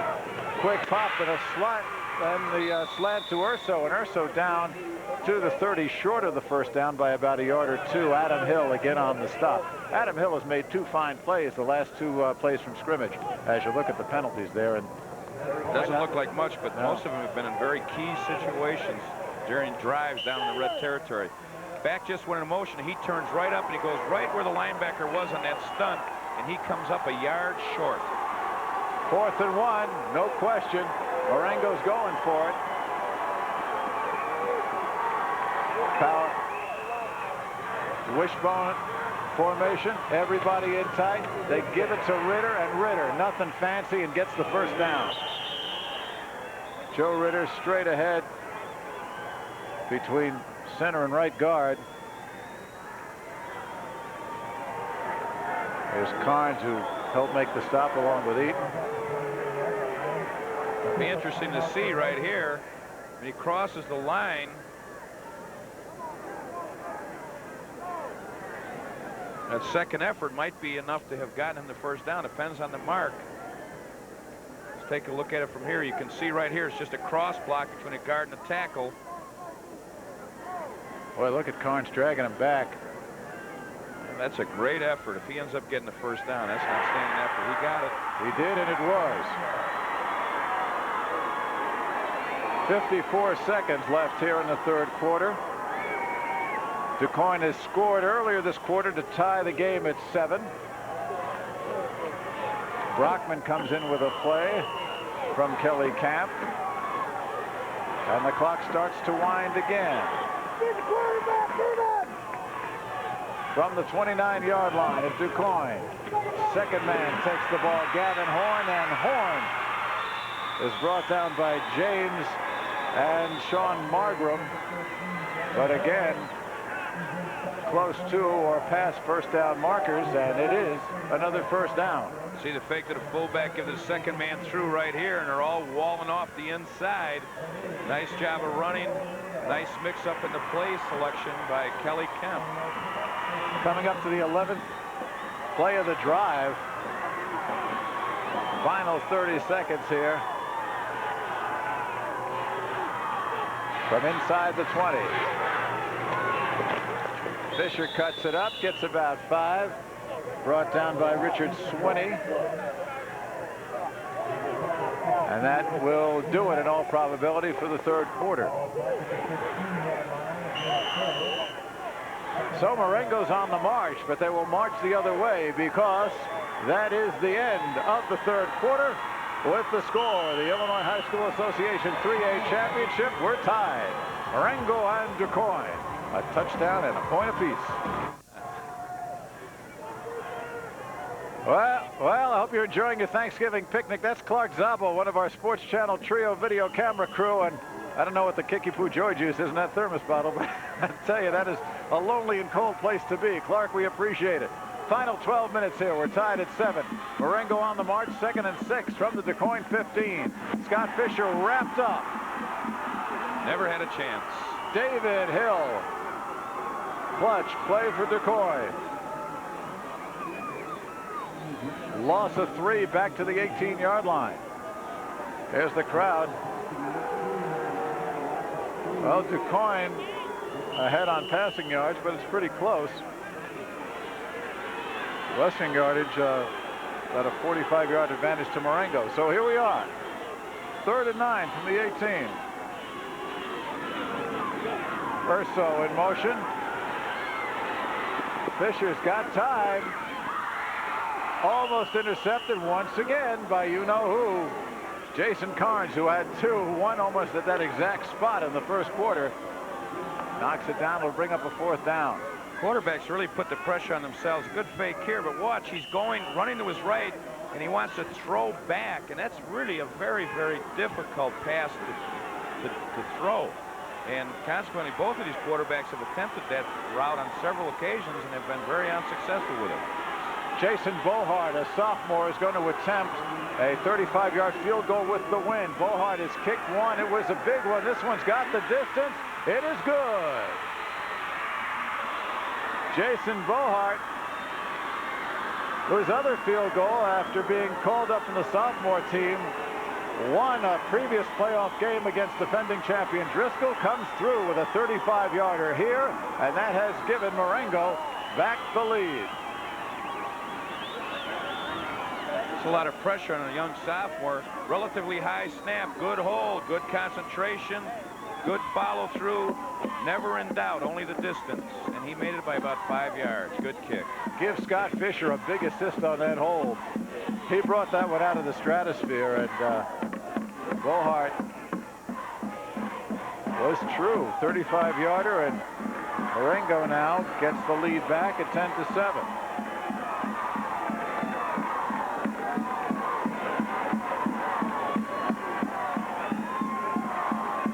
Big kick there, a 35-yard field goal in the state championship game. Well, there's Rob Eaton, who's been kind of lonesome most of the day now as Marengo huddles up here before the kick. He's really hoping to get on track here. Eaton at about his own 15. Ritter will kick it off. And he'll have the wind at his back, which means Ducoin is going to be working into a 10-mile-an-hour breeze. At the 18. Across the 30 to the 33-yard line. Good field position. Tackle made by Jason Craig, a 5'10 sophomore. For Morango coming down on special teams. So Ducoin's going to be in business here. Al Martin's team down 3, 16-yard return on that kickoff. 11 minutes left to play here in regulation, and that's an important qualification. In regulation, the way these two teams have been going, Jack, we could be here a while. Now you see what's been going on. A touchdown pass by Ducoin was nullified. Then Marengo went on that big 11-play drive, and that was highlighted by a 36-yard pass to Jason James. 3 across in the backfield, and we get a whistle here. Looked like the play clock ran down. That's what it'll be, delay a game, and that's not the way you want to start a drive if you're Ducoin. Delay game, offense, still first down. Boy, I tell you, the referees have been saying that. Dead ball foul. David McIntyre could put himself on automatic for that one. Well, Al Martin's a little upset there because it was a personnel change. That was the first time they've been in that formation, and I think personnel-wise, they have the right people in there. Now they changed the formation. Ball back to the 27. Receivers left and right. Carnes a quick hit and not fooling anybody. Ryan Seberg leading the charge on Jared Reed. No gain there. Well, you remember at halftime, excuse me, Mike, at halftime we talked about Coach Martin wanted to establish the offensive line and the defensive line, and we talked about the fact that we thought that they needed to go inside to do that. And they've been attempting to do that much more so in the second half than they did in the first. Phillips comes left. Eaton right behind him in the slot. Second down, loss of 1, make it 16. Carnes has got Eaton, underthrows him. And Phillips wants a call against Urso, and he's not going to get it. Dennis Phillips thought he was interfered with.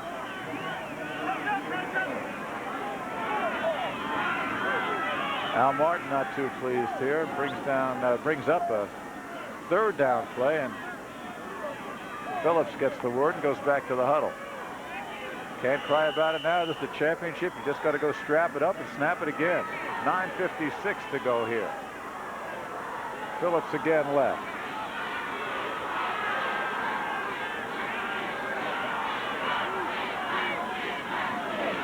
From the wishbone, Carnes pumps it.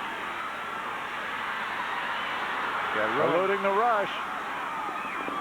And knocked out of bounds short of the 35-yard lines. Rick Urso coming up after Jason Carnes, who was trapped back in the line of scrimmage, couldn't find a receiver. You can see he tries a quick pass here, trying to look away. He gets a man open, but you can see he's got the ball in the wrong hand. And now he's made the commitment to turn upfield. And he's well short of the first down. Well, he gets 9 yards.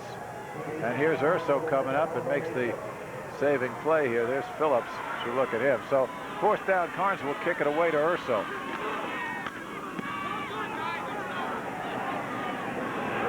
Urso at his own 34. Ooh, clip. And we get a flag and a whistle. Sure looked like a clip as Urso tried to turn that left sideline after the 33-yard punt. And this one will come back. Jay Not Lyons. the punt, but there's Jay Lyons. Linesman there. Let's hear Mr. McIntyre. Well, let's watch Mr. McIntyre. We get the idea. Signal is a penalty against Marengo on the run back. So we'll go back. See number 76 in the right, coming in the top of your screen right there. And Jay Lyons reaching into his pocket to throw the flag. Good call. Good camera work. 1st and 10. Trey Anderson, the guilty party, and it'll be a 1st and 10, but from the 23 instead of the 38 of Morango. They lead it by 3. Clock running with 9:25 to go. Again, the double slots. And up the middle is Ritter, wrapped up by Tolbert after a short gain. Huge splits between the center and the guards, and that's the distance between the guards and the center, and they're stretching out that defense, trying to get that fullback up inside, but they close it down real well. Jack, Marengo was controlling the clock very well in the 1st quarter. Might they try to do this now with the clock under 9 minutes, especially coming off that first play from scrimmage? Absolutely. I think that's what he's going to be. He's done a great job of play calling, mixing it up, and I think he'll be trying to attempt to do that again. In motion Urso. Counter to Gavin Horn. Horn's got some room close to the 35-yard line. Looks to be 1st down yardage. Jason Carnes wrapping him up on a nice counter play by Marengo. See again, showing misdirection here, faking the fullback, tackle pulling, a slot back coming back on the trap, picks up about 9 yards. Good call, good run, and we're going to have a measurement here. We've been doing a lot of that lately. Remember, coming up following the 3A championship on Sports Channel Plus, we'll have the 4A matchup for you, which will be rebroadcast later tonight following the Hawks game on the regular Sports Channel. For Sports Channel Plus, check with your cable company. Oswego against Geneseo Darnell. The offensive line for Marengo has really been doing a good job, and Dave Anderson is the offensive line coach, and they've been doing a real good job here controlling the ball and the tempo. 1st and 10 from the 33.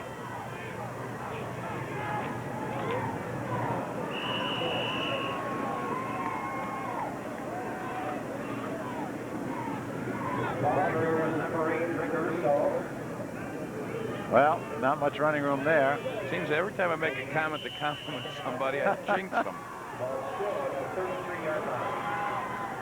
Again, that big split right there. It's just a straight dive, and basically he trips over his own lineman. No gain, 2nd and 10.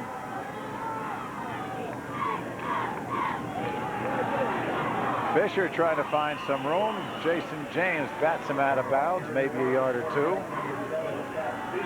James has had a busy night. Over 100 yards at receptions, as well as playing defensively there in the backfield. Clock stops, 7:44 to go. Ducoin there trailing 10-7. Marengo with the ball. They'll have a 3rd and 8. Ducoin players calling on their fans for support as they try to stop Marengo here on a key 3rd down situation. In the wishbone. Fisher straight drop. Long and almost, but through the hands of Todd Beth. Looked like a mix-up in the routes there because he ran a post. Check it, it was Brian Copleen, number 88. I'm sorry, Jack, go ahead. And he ran right into another receiver, mix-up on the routes. Watch him. He's cutting across the field. On the top of your screen coming into the picture, you'll see another receiver right there that's got his hands extended. It looked like he was running a go, and the other guy's running a post. And the backside guy brought his defender over with him. Yeah, it was Todd Beth, number 89. You can see he's laying it up right here, but watch right here. Number 1 brought his receiver, or his defender, over with him, who initially broke it up. On the punt, taken by Eaton. Eaton at his own 33. And a lot of white shirts around Eaton, and a yellow flag as Rob Eaton crosses the 40. 33-yard punt, 7-yard return. A couple of helmets flying around there, and it looks like somebody's got to get untangled. That's Eaton, and he's okay, but let's see what the penalty is. They're really hemming him in on special teams, kickoff and punt returns. Blocking below the waist. So this will set Ducoin back, giving up that good field position that they had.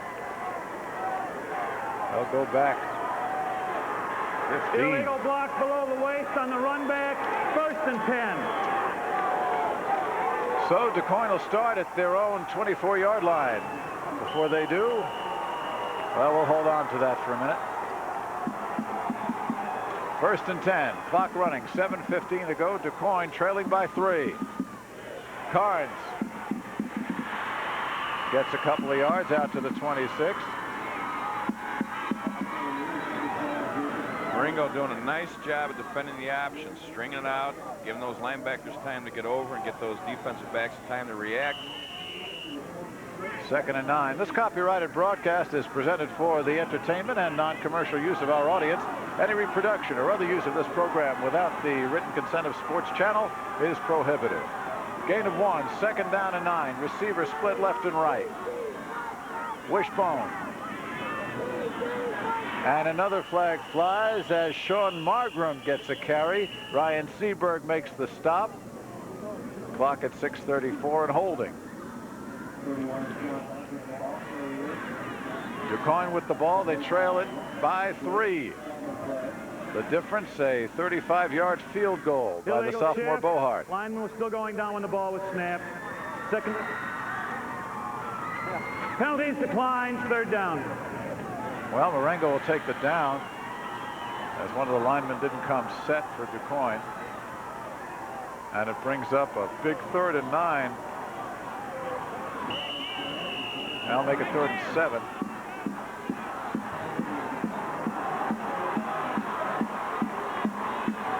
From the 28-yard line. Now they go 3 receivers left. Carnes completes it to Eaton. Good throw. 1st down. No Gravett. Wade Boxleitner on the stop, but Rob Eaton, you've got it. It may be a cliche, but that's the mark of a good ball player. Been quiet most of the night. They've kept him bottled up. Makes a clutch play right here. Well, they go to the big money player at this time, and he makes the big catch. And of course, Carnes put the ball right on the money. Big 1st down.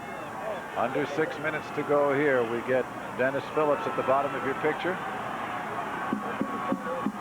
Eaton in the slot. Single back. Carnes going to put it away and take what they give him, which is about 3 yards before Gravett knocks him out of bounds. Never had a chance on that one to throw the ball. They pretty much covered the back out of the backfield in the flat and stretched that one all the way to the sideline. Went from the single back set with Jared Reed, the only man behind the quarterback. Here comes Jason James. Let's take a look at this again. He's coming right at you here. You notice he's trying to turn those shoulders up, and he's putting the pump fake to get the linebackers to go back further so he can run, but they never bid on it. They did a nice job of containing him. From the wishbone, Carnes looking. He's got his man Phillips, and Phillips across the 50 for another 1st down. The same play, only now that one to the right. Tight end on a release out there. Dennis Phillips, leading receiver during the regular season, 25 catches. Good for 300 yards plus, makes one there. And they'll move the chains again. See the tight end released real quickly right out in the flat. Nice throw.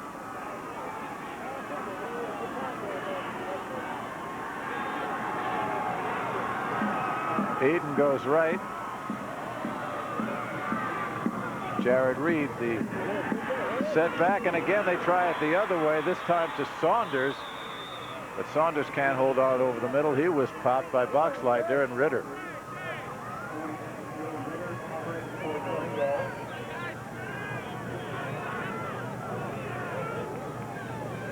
Just a delay here by the tight end. You can see him dump it right here, but he gets drilled just as he makes contact. And all he did was just a quick delay release. Ball just across midfield. Second down. Carnes throws a little screen to James. He's got a phalanx of blockers and gets about 8 yards. Middle screen. We haven't seen that all evening. Seaberg the stop as we go to exactly 5 minutes on the clock. You see him roll to the right, and he throws back right here, but these big guys have got tough trouble getting out of the blocks. Fischel took a shot there too. He goes down. Well, they're in the way. They gotta move or go down. That's a big play. You're not gonna say excuse me to the official. Not a chance. David Hill comes in with a play, replaces Saunders. 3rd and 2 from the 41 of Marengo. Ducoin trailing by 3, 10-7. Clock at 4:43. Eaton. Ooh, what a time to break one. Does he get it? Touchdown. Rob Eaton's been waiting all day for this. The Ducoin fans can now go crazy. 41 yards, touchdown. It's 13-10. Ducoin has the lead. Well, it was like an explosion waiting to happen, and he certainly picked an appropriate time as we got under 5 minutes, and he burst through 41-yard touchdown run. Great quickness. For Rob Eaton, his 24th touchdown of the season. Carnes will come in to attempt the extra point and make it a 4-point ball game, which means, as you know, it would take a touchdown for Morango to get the lead back. It's up, it's good. So the tide has turned again, and Alabama isn't even playing. 14-10, Ducoin. We'll be back.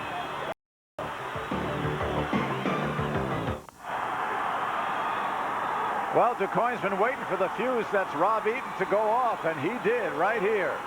Well, it finally was the big explosion they've been waiting for all night. Just a real quick hitter, quick fake to the fullback, counter play, and off he goes, and that's at outstanding speed. There's nobody going to catch him. 41-yard touchdown.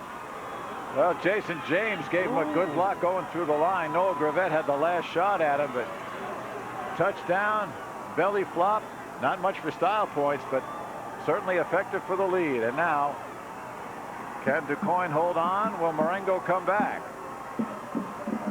There is Rob Eaton along with Carnes and the deep man. Well, both these teams have been in these kind of ball games during the playoffs. Colin Bauman is deep. They squibbed this one. And taken by Brian Urso, number 41. And Brian Urso, normally playing on that line. Yardage. That was a heck of a throw by Fisher. Just waited in the clear.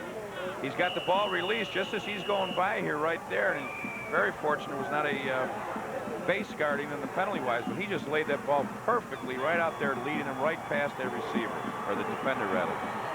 Great throw. 15-yard gainer, under 4 minutes to go here from the 43-yard line. Their own 43. Again, Ritter goes, leaving an empty backfield. Quarterback draw, and this time Seifert and Tolbert meet Scott Fisher. Ducoin better make a real quick adjustment here, because they're going to come back with that formation, because he was wide open, and it might have been just a test to see how they react. Now, I don't know if that was a draw or he just got flushed right away, because it really didn't look like he really wanted to run. Loss of 1, 2nd and 11. On the bootleg, Fisher looks. He's got his man Copleen. First down. into Ducoin territory at the 45, with Rob Eaton making the stop. A gain of 14, and we're approaching the 3-minute mark. Real good fake here. Watch him just put it on his hip, turn back, looking for the split end coming across. Nice catch, yard. And interesting, the receiver knowing where he needs to go. Good fake, puts on his back hip. Good throw for a first down. Todd Beth, the receiver on that play, a first down here. And again, in motion. And again, the quarterback draw. Wrapping him up, number 43, Tolliver.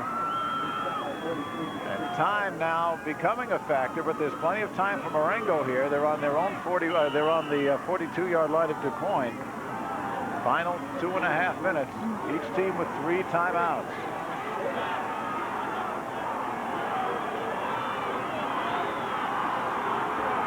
Receiver split left, top of your picture. Power I formation. Again, the bootleg. Fisher. Seifert gets him. With help from Richard Swinney, a big, big sack for DuQuoin. Timeout, Morango. Great pressure. Great pressure being applied by the DuQuoin front four.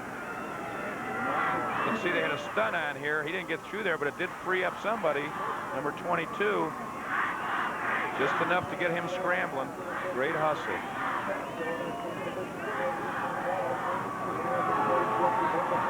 Well, the ball is back at the DuQuoin 46-yard line. The fans on both sides of the field are going crazy. Can you blame them? There have been penalties. There have been all sorts of misses, but I tell you, this game is built. Let's take a look at this play again from floor level. Well, you can see the backside tackle, defensive tackle, has good penetration. You see him coming right in right there. It's a combination of good pass rush and the defensive back staying on people where he's not able to find those receivers open. Matt Seifert at 6'2", 210 pounds, 11 sacks during the regular season, has a big one here for DuQuoin. There you see the timeout situation. DuQuoin with all of it. Marengo just used up his first one. And those are very important. That's why you need to save them right for the end. Well, 2-down situation here, but with 3rd and 11 for Marengo. Receiver split left and right. Fisher looking long. Intercepted by DuQuoin, and you know who. And he dropped it. No, actually he did not have possession. Carnes and Jason James. If that would have been Carnes again, the Las Vegas boys would have gone nuts on the odds for that. Again, going to the well with the fake to the fullback, turning back, looking for the crossing route. Just underthrown. Corner making the play. Jason James could not quite hold on. The ball intended for Joe Flores. Flores, who caught a big pass in the semifinal to set up the winning touchdown. 4th down. And down is Scott Fisher, and the DuQuoin bench and fans go crazy. 1:54 left to go. But don't celebrate quite yet. That's a tough way to slip on 4th down, and you'll see right here he's going back. First time he's dropped back like that, and what happens is when he tries to plant, he's planting with his toes and consequently does not have any traction. And as Joe mentioned earlier, was getting slick and freezing. Watch his toes right here. Watch. You saw the mist or the ice come up, and that's what he slipped on. DuQuoin now will just try to keep possession. Certainly one more first down will do it. They might not even need that. Reed straight ahead, and that will bring about the next timeout call from Morango. There you see it. They have one left. Seberg and Dan Kirchhoff. Kirchhoff coming in. Has been injured much of the year. 6'2", 216-pound lineman. Kelly Camp checking with the official, wanting to make sure he knows exactly how much time he has, and he's got one timeout left. They've had an exciting road to Bloomington. They've had to win some big ball games in the last minute. Now they're back in the same exact scenario. Well, DuQuoin playing Robinson, last year's runner-up in the semifinals this year. Robinson scored late with about 40 seconds to go to bring them within 1 point of DuQuoin, 15-14. Went for a 2-point conversion and was stopped. So if that didn't get you going, how about this?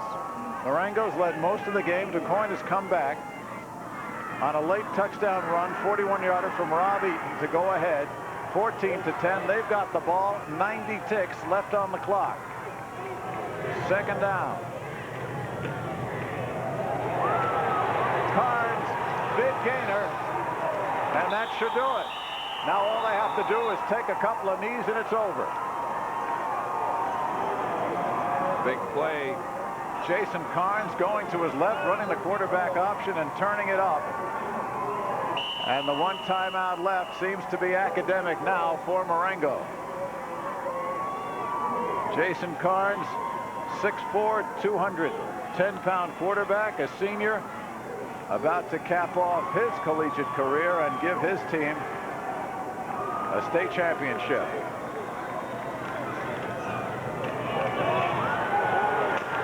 Carnes, well, goes out of bounds, didn't want to do that. Flag. And we got a flag probably on a late hit right there, a little frustration. And Jason Carnes would have just as soon stayed in bounds to keep the clock moving. As it is, he gets a good gain down inside the 20. Rick Urso over there, and personal foul against the defense, so that'll be half the distance.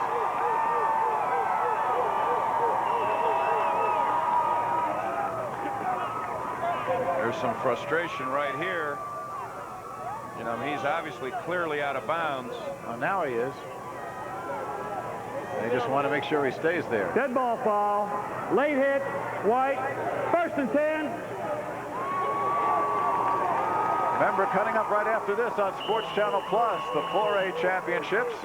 Oswego and Geneseo Darnall. Final timeout taken by Marengo.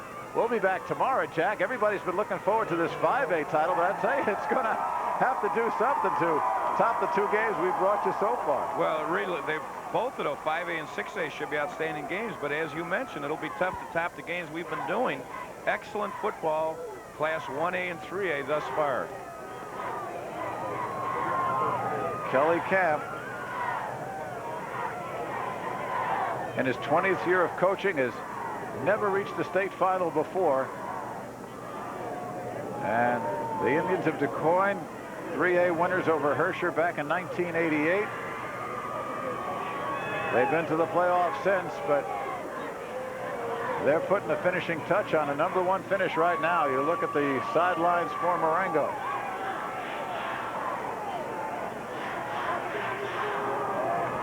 .56 seconds left. From the 10-yard line with a fresh set of downs.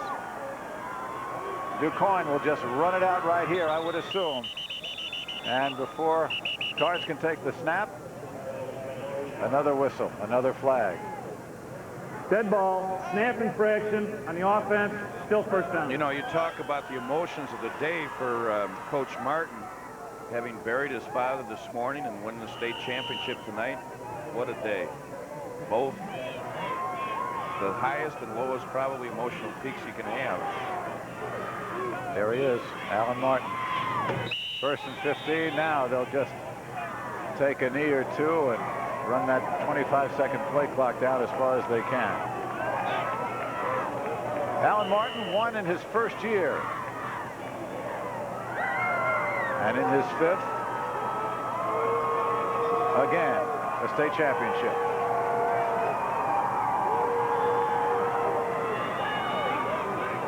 I think the emotion is starting to catch up to him.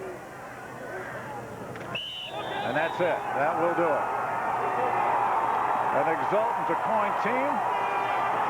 And look at the coaching staff hugging Al Martin. As you say, his emotions are indescribable at this moment, but he still has the presence to keep everybody off the field, and yet everybody's there. The clock is being counted down, and there you have it.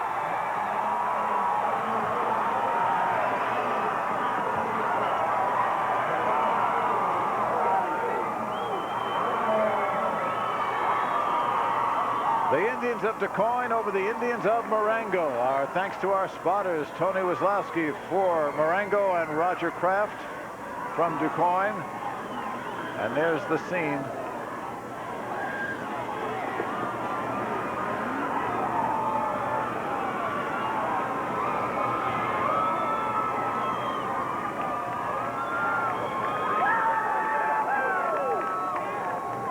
A picture is worth, etc., etc.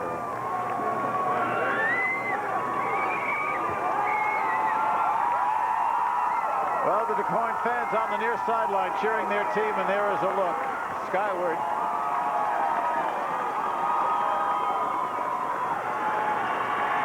From the coach.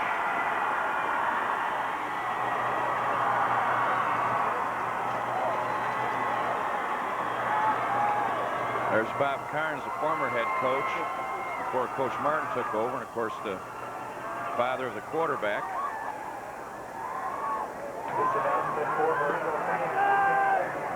What a moment.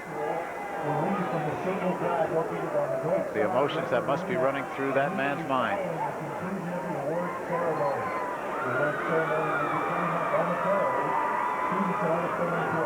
The awards ceremonies are coming up. We'll be back to bring you that. DuQuoin's the 3A state champs. Stay tuned.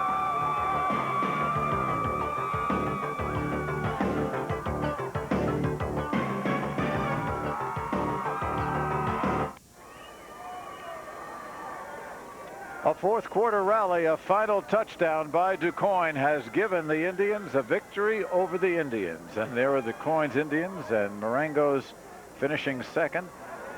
And as we showed you before we went away, Coach Alan Martin buried his father this morning. His dad died unexpectedly of a heart attack just days ago. Came back, talked to him before the game. Obviously very, very emotional, but you wouldn't know it from the way he directed his team. And now the Indians of Morango taking home the second place trophy. That's Joe Ritter, who played a fine game on both sides of the ball. Again, you have to realize, especially if you're not as familiar with the smaller schools, 5 to 7 of these players are two-way players. The Chuck Bednareks of high school, if you will. And they certainly do a job and are pretty tired right now. There's Rob Eaton, Jason Carnes, and the rest of the DuQuoin team coming up to get the first place trophy. Rich Swinney, and next to Swinney to his right is Alan Martin.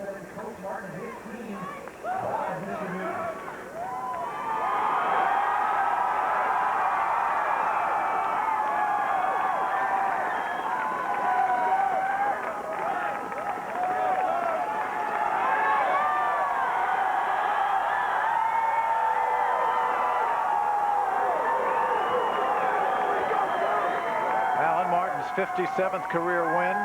All of them coming here. Went to Murray State as a collegian. And again, the thoughts running through his head.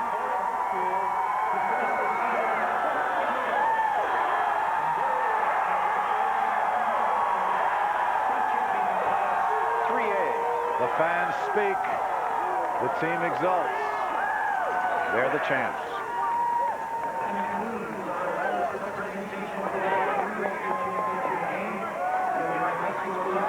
You know, Jack, it's a difficult game to peg in terms of ebb and flow. It went back and forth, and you really couldn't figure who would come out on top. Well, you know, they both played extremely well, played good defense. Of course, with an option attack, you never know what's going to happen. And they just waited, and all of a sudden, Robbie Eaton came to the forefront, 41-yard touchdown run.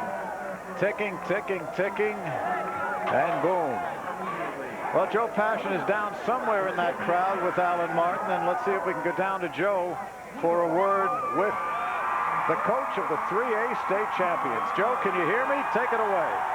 Yes, I can, Mike, and thank you very much. And just a little bit away from that senior scene there. Here we are down on the sidelines. Congratulations, Al. And I think Jack McInerney said it best up in the booth. This has been quite a day for you, the lowest of the lows this morning with the burial of your father, and the highest of the highs with the state championship. Your second in 4 years. That's right. You know, it's been a tough day. I'm sure anybody out there who, you know, feels for their father, which and there's a lot of people out there I know feel that way. You understand, you know, how it feels, and it was a low time. And I'm just very thankful I had a father the way I did. And, of course, we come back here, and he would have wanted me to come out here and coach a football game because he always went to work. And we came out, and the boys responded just terrifically. It was tough times going, played against a very good Marengo football team, and they did a great job, and just real happy for our kids and for my family. And it went really well. We came back and won it. You told me at the half, Al, that you wanted to focus more in on the line and get the running game going a little bit. It seemed to work for you in the second half. Yes, it was a struggle, but we thought we could come up if we just, you know, could break one big one and, you know, keep our blocks on one big play. We thought maybe, you know, we could break something loose. We did run our fullback a little bit better, and then, of course, Robbie Eaton broke the long run, and that was a big run. Well, maybe as importantly, maybe more importantly, the defense really stood up and did not allow Marengo to get a long drive going, something they were able to do in the first half. That's right. You know, our defense played sound. We made a big adjustment. We was trying to do too many things with our outside backers, and we just let, you know, loosen our outside backers up and, you know, to take care of that pass. And then that helped us during halftime a lot. And, of course, we got got to the quarterback a couple times, kept pressure on him with their ends. So the defense did a great job. Of course, to win championships, you got to play great defense. Well, again, I think I'll point out something that brings out a lot of character. This gentleman to my left, at the end of the game, I mean, your team was inside the 10-yard line, yet your quarterback kept going down on one knee. That showed, I thought, a lot of class as well. Yeah, well, we was wanting to run that thing. I know out. the kids wanted to go in again. Yeah, they wanted to go in again, but you know, we wanted to run that clock out and get back home. We just wanted to run that clock out and go home. A second championship for you now, bigger and better than the other one, considering the circumstances of this week. Or how would you compare this team to that team of 1988? The 1988 team was like a dream team. You know, they had no Division I, Division II players. They just went out and they just pulled together, just really pulled together. Mm-hmm. And this group, they had all the pressure in the world on them early in the year. They had a little bit of talent, and everybody pointed to them. And they had to grow and grow and grow as the season went on because of the pressure put on them. They was picked #1 in the state of Illinois. Everyone expected them to do a good job. They just responded, and it was a great character builder for them. And it was a great year for them, a great year. Well, congratulations on a great way to end a very difficult week for you. Congratulations, Coach. Have a great trip back home. All right, thank you very much. All right, Coach Al Martin, a big win here today, 14-10 to capture his second Class 3A state championship in the last 4 years. Back upstairs now to Mike and Matt. Joe, thanks very much. Good job. We'll have some final thoughts, some final pictures from 3A Championship Day in just a minute.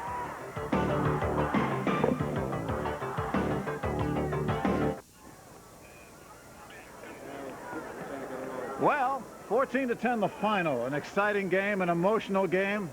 And again, a battle of two unbeaten. Something's got to give, and in this case it was Morango, but it didn't happen until late, Jack. Well, we watched the game where they went back and forth. It was like counter punches through the whole ball game, waiting for the knockout punch, and it finally came with a 41-yard touchdown run by the big knockout puncher that's been going all year for him. You can see right here, they faked it a fullback, and here he comes. Great quickness, and this has been the explosion that they were looking for all game long, and it finally happened. And it resulted in a 41-yard touchdown run, and that was the big play. Rob Eaton tripped up at the last second, belly flopped across the goal line. His expression tells it all, and for Al Martin, an incredible finish to a very emotional day. Jack, we'll be back tomorrow with the 5A game, of course. Wheaton Warrenville South against Joliet Catholic. Coming up again on Sports Channel Plus, it'll be the 4A championships. This has been some kind of a day, and we will have more for you tomorrow. And, of course, the Chicago Bulls will be on Sports Channel as well. And then the Chicago Blackhawks tonight. Today's game has been produced and directed by Bob Albrecht. Remote facilities provided by Trio Video of Chicago. The executive producer for Sports Channel is Greg Bowman.